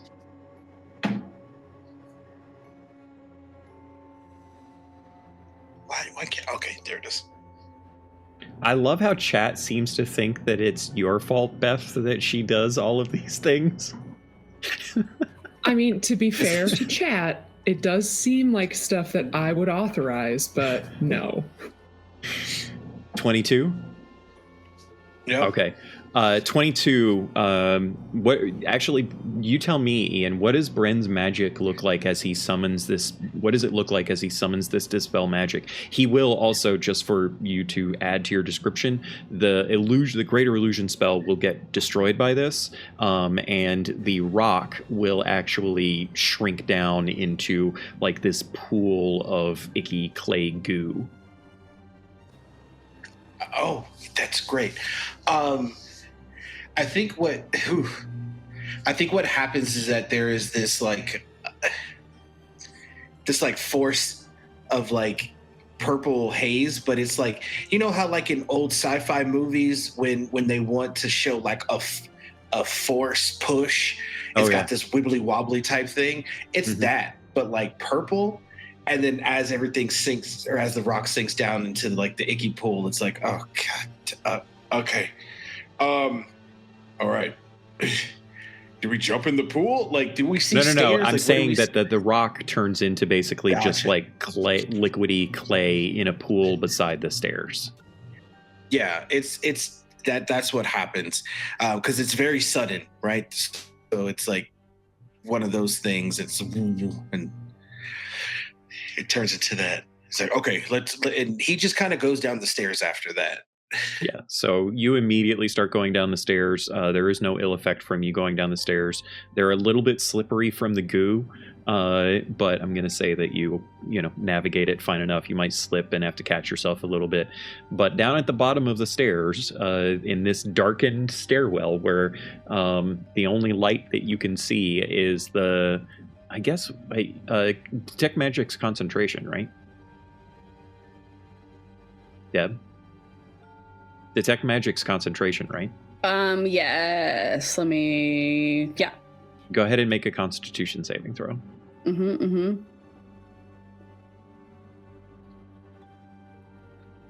Yeah. 22. Yeah. Wow, you have advantage on. Yeah. Nice. Yes, you can see the light of Mira's eyes from her detect magic, and that's what's kind of illuminating the space around her as she is like picking herself up off of the floor, probably wincing and saying "ow" from the impact of that. I'm assuming Sisk and 80 are following.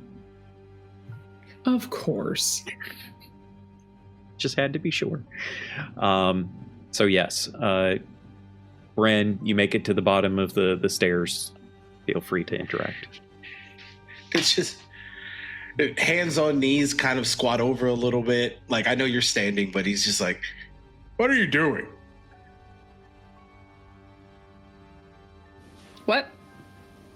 What are you doing? Or just keep sticking your hand in places. I was trying to show you. I was trying to show you the point. Let's go. I did there. point. I did point. No, you stuck your hand in an illusion, and Yeah, look at you. Are you gosh? I've got like a Stop trickle it. of blood coming down my face. Should I take care of that? Like, are you fine? Like, I can heal for points and stuff. Give me a second while I roll that. You're gonna do cure wounds on Mira. Yeah, just stop. Just please stop touching things, please. Like, I expect your sister to do that. Come on. It was dormant. I looked at and it was all dormant, and I didn't pluck the magic strings in the air that I was going to, and I just was strings? pointing out an illusion. It's Point. I did. Oh, you touched it. You remember the last time you touched something that was dormant? That was not dormant. You guys. We know that now. What are we? You also get 8 points of healing. Thank you. Oriana said this place is bad news. Could you just lower your voices the tiniest bit? No. What is it? As you all come to realize the area that you are in, it is important to note that the longer you stand there, the area around you begins to illuminate with firelight. Sconces embedded in the walls of the space slowly spark a couple of times before illuminating over the course of probably 15 seconds is what it takes for the space to become light enough for you to be able to see. It's still actually considered dim light here. What you find as you look around is honestly a relatively cramped substructure beneath this temple. You have gone down a couple of flights of stairs to reach, and you can see pretty easily as you look around the space what was once living quarters and a ritual chamber of some kind. For probably a handful of people, you end up, as you are looking around, you can see 5 different places where someone might sleep.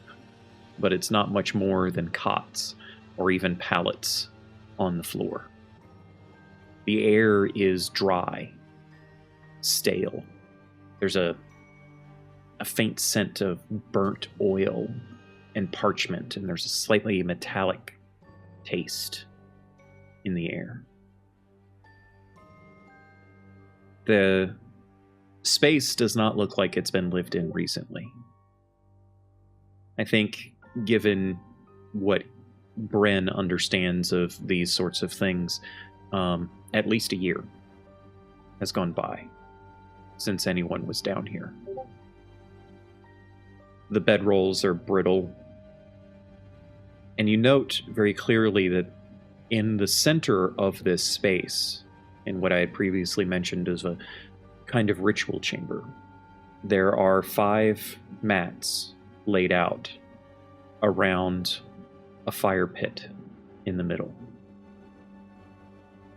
The fire pit is not lit, but you can see embers in the ash of it.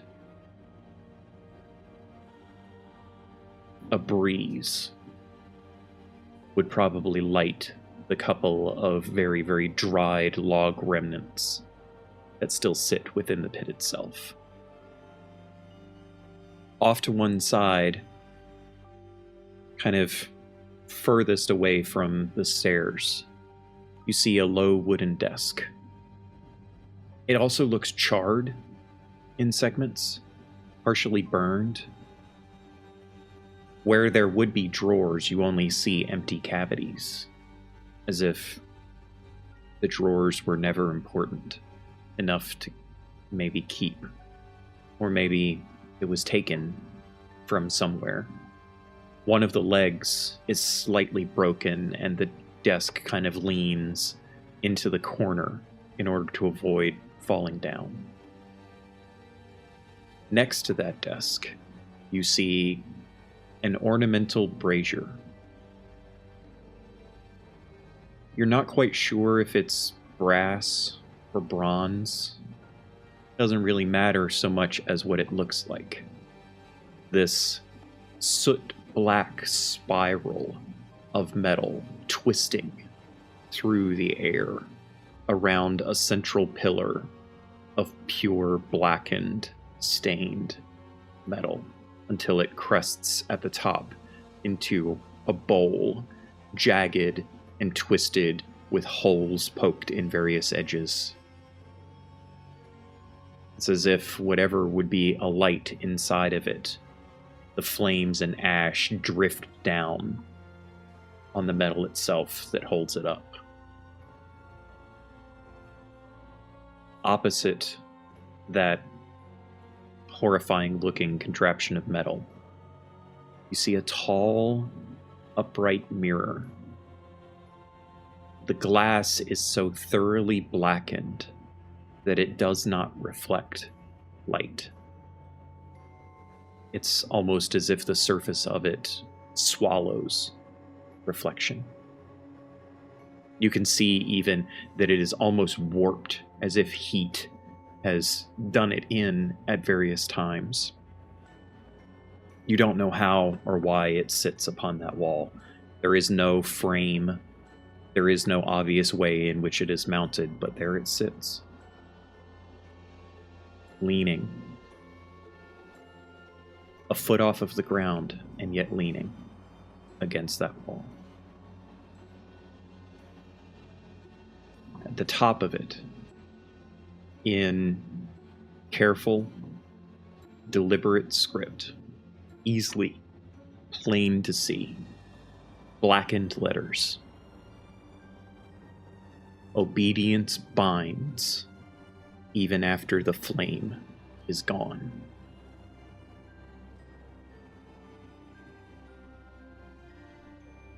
Pretty much everywhere you look, you see traces of soot, charred edges, the telltale remnants of flame in the space, on the ceilings, under the desk, at the edges of where people would sleep, everywhere.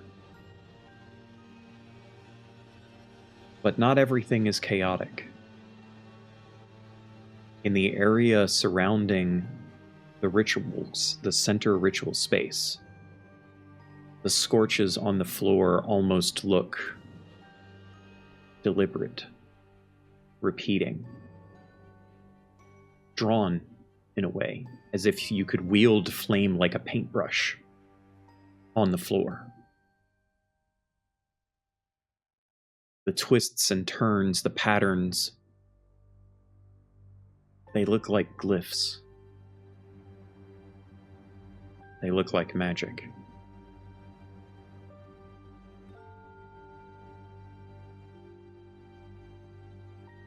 You also see in this space, the fire pit has 2 square holes on each side of it, as if something had been placed there.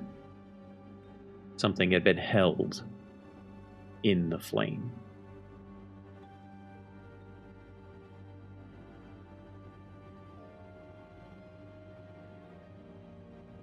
What would you all like to do as you sit in this space that eerily feels familiar and yet alien to you?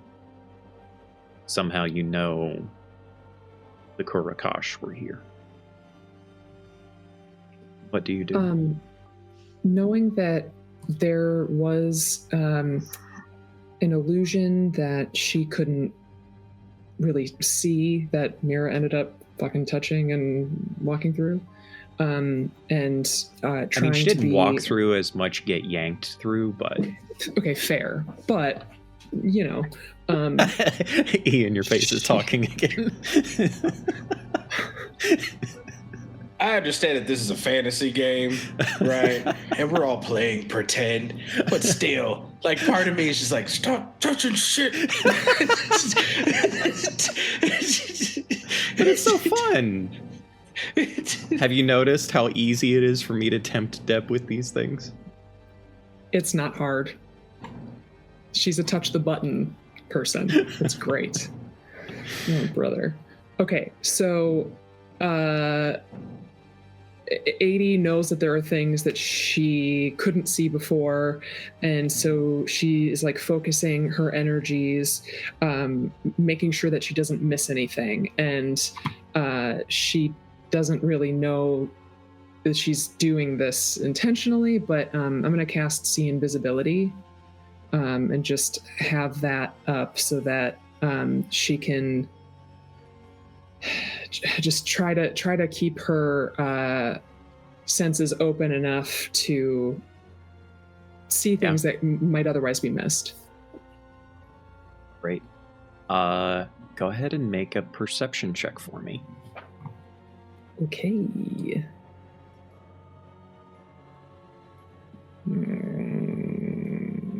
Advantage. Okay.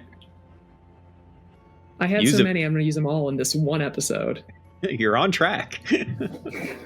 23. 23. That is significantly better than what you had rolled for before that. 2 things catch your eye, and I'm going to go with the simple one first. As you cast this spell, the shadows that kind of cling to this space that make it feel like dim light, even though there are several sconces of fire illuminating the space, disappear for you. They're gone. And you see everything clearly. In a way, it's kind of horrifying to you as you look around the space, and what you had originally thought in some of the spots were scorch marks on the walls. You see blood, long since stained into darkness, but you know it well enough. You recognize it. There's a part of you tickling at the back of your mind. You can almost hear the screams of agony that took place in this chamber. And in the center, where the fire pit is, where those 2 square holes in the ground on either side of the pit are, rather than just looking empty as you had seen before, you now see wood beams rising up about 5 feet off of the ground, blackened so deeply that they almost look as though if you were to touch them, they would fall to ash. And at the very top, chains. Clasps just round enough to fit around wrists, dangling at the top. And as you look through these two pillars that only you can see, your eyes affix on the mirror. And for you, that mirror is no longer black. It instead gives a reflection. Not quite perfect because the mirror is still warped, but a reflection nonetheless. That reflection is this room, only it is not marked by time or decay. You can see this wave of heat rising in the space. You see the fire of the pit burning so brightly that it is almost white with flame and heat. And above it floats a sigil. Sigil of flame and ash, twisting as if carved into a chunk of obsidian stone, just drifting slowly in a circular pattern. There's this buzzing, humming sound in your ears that you can't quite see the source of in this reflection.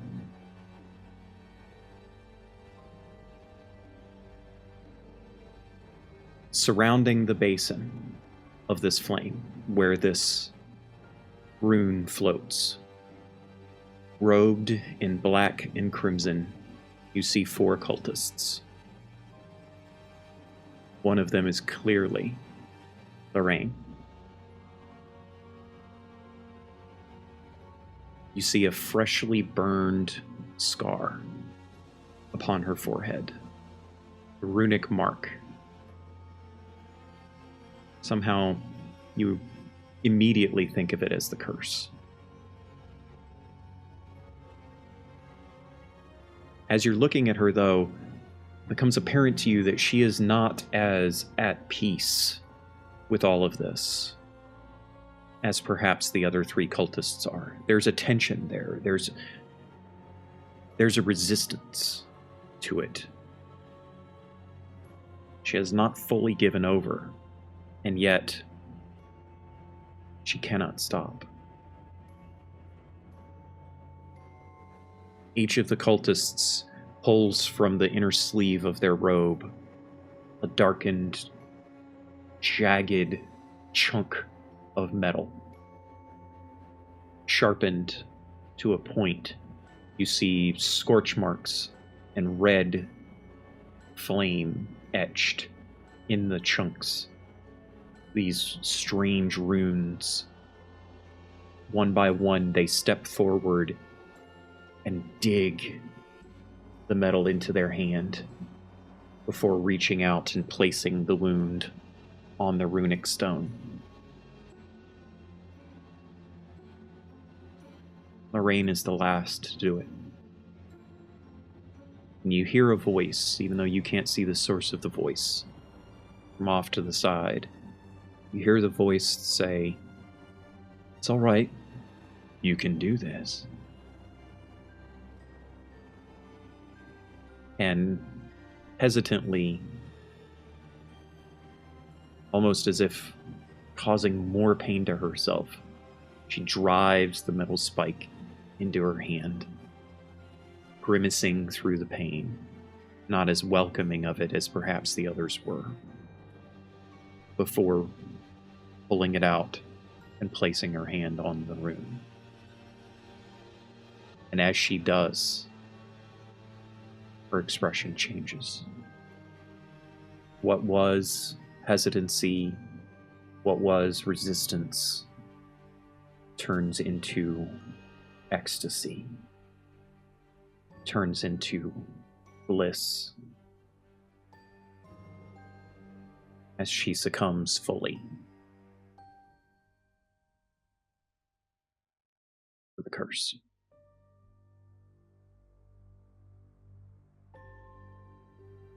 As she does that, the figure, the voice, steps into view of the mirror. All dark-haired man wearing similar, if not slightly more ornate robes, steps forward. You can see the flames drifting off of him that are almost ethereal in their view. He approaches the sigil himself, places a hand upon it, and where his hand touches, it turns black. His hand turns black.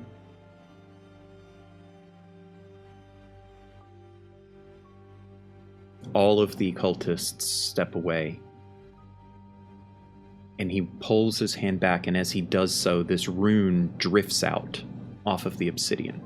As it drifts out, the obsidian just clashes to the ground in just waves upon wave of pure ash, and there it floats in front of him with a pain scream of agony from all of the rest of the cultists as their life in some way is getting drawn into this runic flame. He grabs onto it, searing his own flesh before taking it and burying it into his own chest. He heaves against it, collapses down to one knee, breathing heavily. You can tell the expression on his face is one of pure and utter agony. For several heartbeats, he endures this before slowly standing and saying, "Thazir Moraine perishes, and the emberless flame rises from the ash.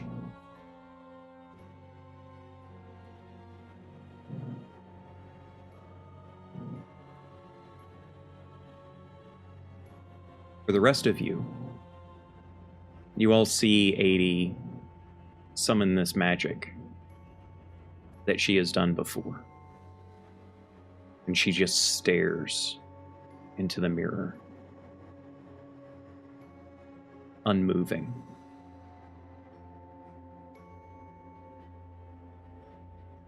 What do you do? Does their skin get warm? Does it look like visibly that they're getting hot?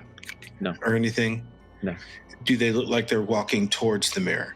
They're standing there motionless, staring at the mirror.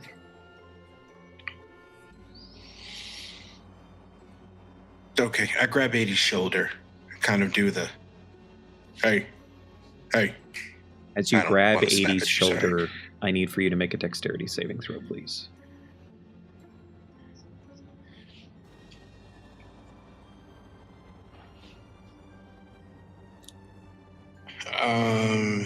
Yeah. 14. All of you see a blue and purple fluorescent almost tinge of magic erupt out of 80's shoulder. And as soon as it escapes her shoulder, it turns black and red. And it thrusts into Bren and flings him backwards. Bren, you are slammed against the wall. You take 27 points of fire damage and 8 points of bludgeoning damage as you are flung against the wall and landing square on your ass. Mira and Sisk, you are able to see rising up 80's neck a magical light that almost looks like, for the briefest of moments that you can see it, a snake twisting before the light fades.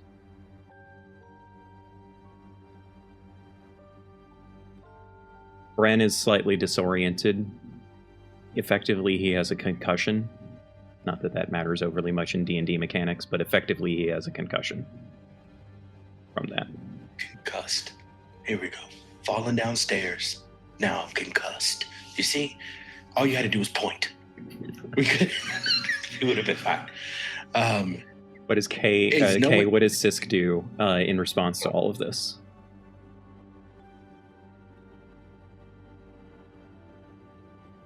Jeez, and that was just from is 80 seeming present at all? No. She didn't move. She didn't twitch. Bren's hand never fully contacted her shoulder. Can I get a word off? I'm going to let them take actions in response before you get that word off. Okay. Excuse me.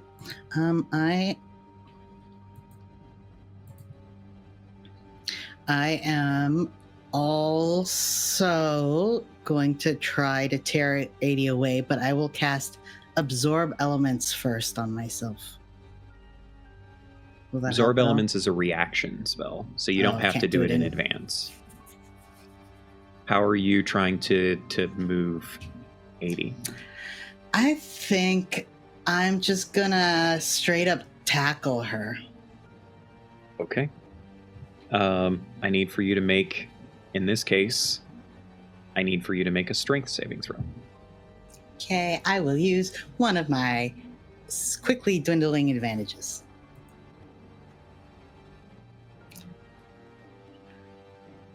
I will roll another one, please. Okay. That's better. 17. Fortunately, is not enough. This magic is different. This magic is pure shadow, and it does not come from 80. It comes from the space, as a powerful force of shadow tears down from the ceiling, slamming into Sisk and driving Sisk into the floor. Sisk is held motionless. You take 22 points of force damage. And you are grappled and restrained, I guess, held against the floor. What does Mira do? Mira is going to cast Dispel Magic on the mirror. Oh, okay. Go ahead and roll a spellcaster ability check, please. So for you, that's intelligence, right? Or no, it's charisma. It's charisma. Yeah. It's charisma, yeah. Go ahead and roll a d20 and add your charisma.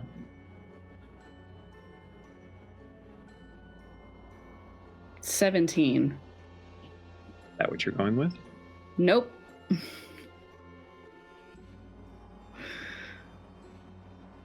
Hey, 24. Nice.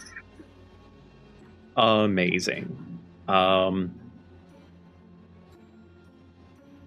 Mira focuses on the mirror, recognizing it as the source of whatever all of this is very plainly. Everything that is attached to this space is coming from this mirror.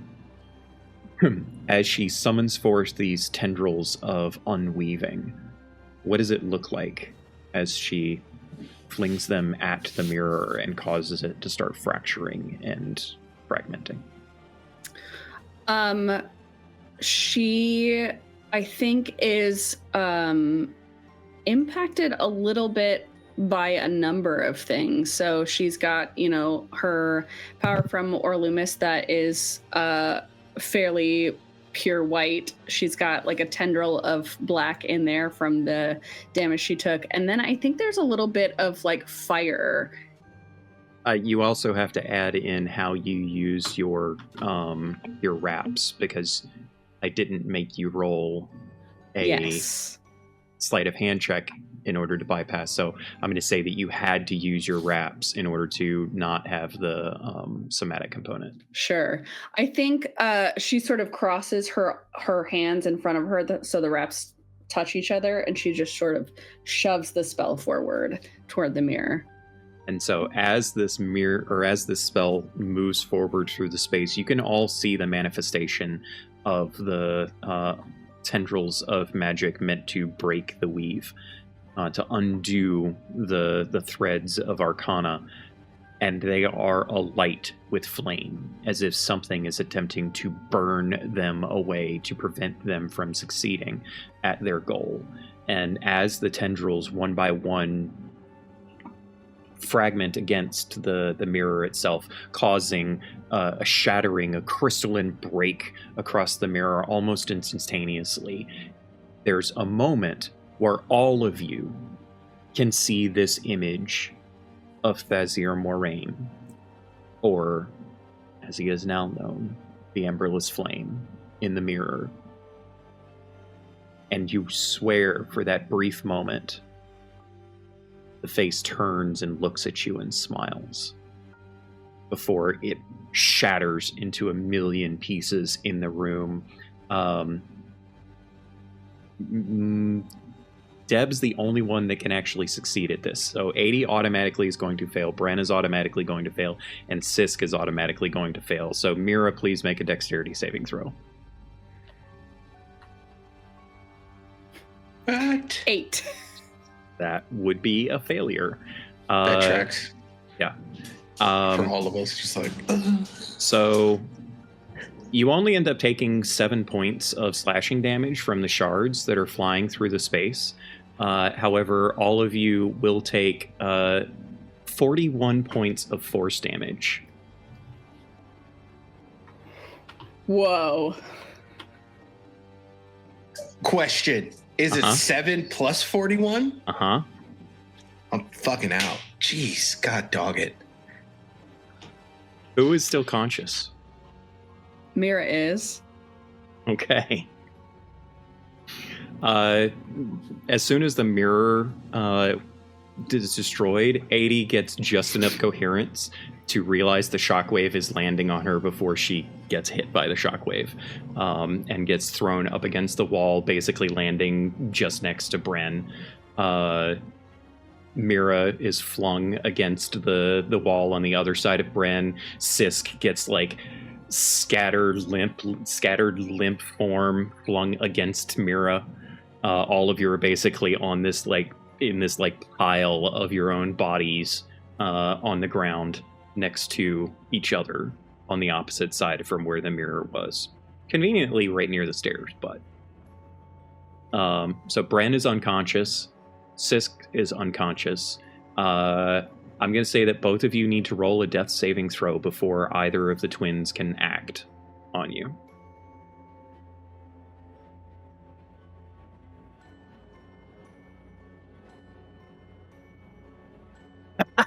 You both rolled 5. All right, so that is a failure each. So regardless of whether or not you stabilize them, they're going to be unconscious for a hot minute because of short rest and all of that stuff, because they have failed a death save. So I will start with you, Deb. How are you stabilizing, and who are you stabilizing? I would probably... Who am I closest to? I don't even know. Sisk is laying half on top of you. So. Okay. I would just be like, I'm right here, Sisk is right here, and I'll use the stone to cast that 3rd level Cure Wounds. Okay. So Sisk will get healed. Don't bother rolling it. You guys are going to end up doing a long rest, or you're not going to take more damage before you have an opportunity to rest anyway. So Sisk becomes stabilized. 80. How are you attempting to stabilize Bren? I think after she comes to after like the wind's knocked out of her and everything, I think she'd see Bren and panic and like reach into her pocket and give him a potion of greater healing. So I'll suggest to you that you just use the regular potion of healing. I'm just going to give him a regular potion of healing. Yeah. Don't waste the greater healing just yet. Oh, cool. Yes, so you force the potion of healing into Bren's gullet, thus stabilizing him as well. His breathing becomes slightly regular once again. Bren snores, so...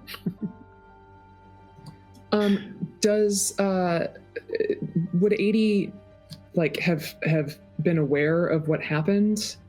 No. Or was she... You were not aware of what happened outside. You were completely entombed by the vision. Yeah.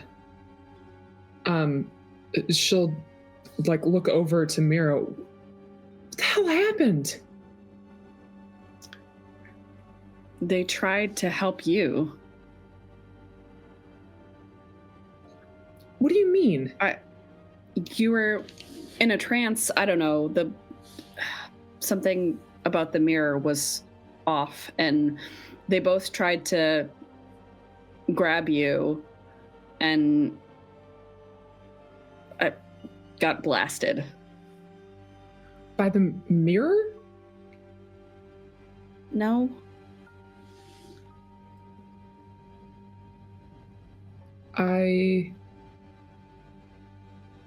Did I attack them both? Not really. It was like your magic was protecting you. Or, I don't know.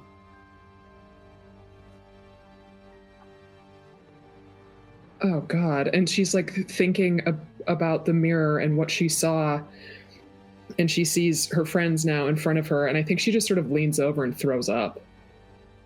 It's just too much, and the space is covered in blood and fire, and there are chains above a fire where someone was presumably burned to death, and it's a lot. Ugh, this place is awful. They were here. Lorraine was here. I don't know when, but they did a ritual, and then the Emberless Flame became the Emberless Flame, I guess. And what happened? You were just staring into the mirror.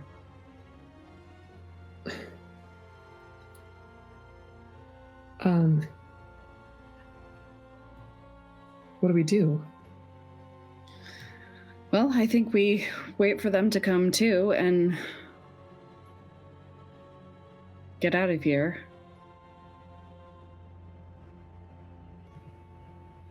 Okay. She'll, you can feel that she feels like very confused, very distressed about all of this. The like tendrils of guilt are starting to like weave into her emotions that you're able to feel. And then you sort of feel all of that diminish like very quickly, and she starts going over the facts with you. Just, this is exactly what I saw in the room. This is what I saw when I looked at the mirror, and just kind of goes through the whole chain of events, giving everything that her memory can recall, because she knows that Mira will probably be able to make better sense of it than she could. Roll a perception check for me, 80. Okay.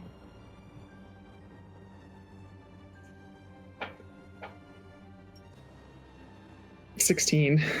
Okay, that's good enough. As you are going through all of this, just as you're finishing, and you stop just short of describing the Godzir Moraine looking back at you and seeming to smile in the mirror, you stop just short of that as your gaze kind of shifts down to the floor, and you see a fragment of the blackened glass of the mirror on the ground. and there's a glowing rune permanently embedded into the reflection of the mirror that looks identical to the rune that you saw in your vision. She would point it out to Mira, pick up a stick or another piece of glass and poke at it. And this is what it looks like. Mira's been like scribbling down everything that 80's been saying, and I think she sketches out the rune. How's Mira's handwriting these days? Not awesome. Okay. She's writing left-handed. It's legible. Barely. So as she points at this piece of glass, go ahead and roll an Arcana check for me. 20. 30-20. As you are looking at this, there's a certain kind of magic that can be done with mirrors. They can often be used as gateways to memory. And if you apply the right rituals, they can record things. This feels like, when you're looking down at this fragment of mirror, this feels like an echo of that memory.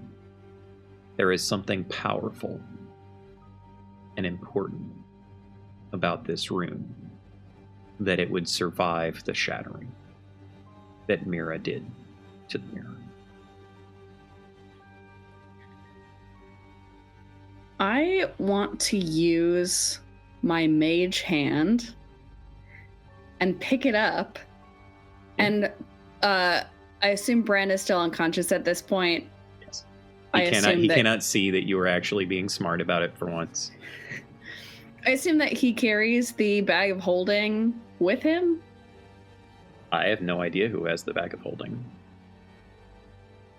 I am going to, set the rune down, open the bag of holding. I guess I could open the bag of holding with my actual hands. If the mage hand is holding the fragment. Then I'll put with the mage hand the rune in the bag of holding. Before you drop it into the bag of holding, your mage hand has it floating basically in front of you, and you get a really, really good look at it. Go ahead and roll an Arcana check for me. 25. 25. It's really good. You recognize a rune of transmutation when you see it. Problem, though, is this is not transmutation done with Arcana. This is transmutation done with Divine. And these are dangerous things, especially when you start adding in Divine magic to it. I think that it would scare Mira to see. She drops it into the bag of holding.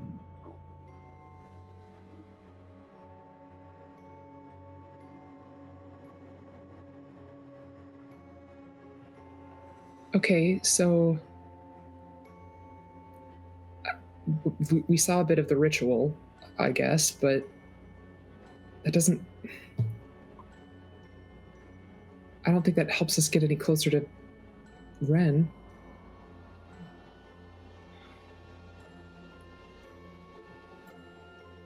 I want Ren back as much as anyone else, but this stuff is way bigger than us. Well, yeah. All the rest of it was way bigger than us, too. I don't think you understand. Seriously? What don't I understand? I'm not trying to say that in a patronizing way. It's just... I've seen magic before, right? I've schooled in it for a long time. This isn't regular stuff that we were dealing with back home. This isn't regular stuff that we've seen so far. There's some sort of divine magic to it that I don't want to mess with. Okay, well then, based on your knowledge of all of this, what do we do?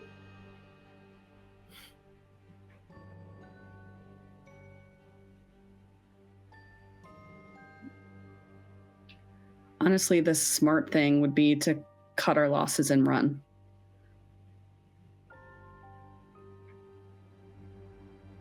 That's what you're... Seriously? I'm not saying that's what we're gonna do. I'm saying that's what the smart thing would be.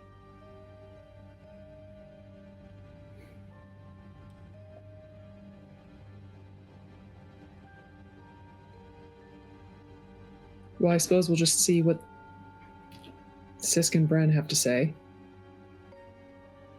And whether we cut and run or find our friend.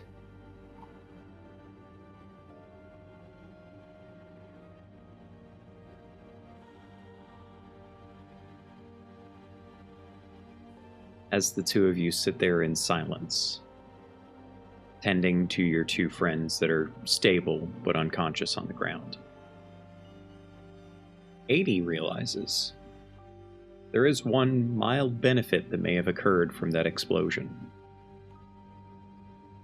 The desk that the mirror was beside was also thrown, basically, out from where it had been sitting, shattered into a bunch of pieces as well. And sitting in some of that rubble, you find a leather-bound, rolled up piece of parchment. As you go and collect it, you can see that the clasp that holds the leather wrapping around the parchment has a rune of fire on it.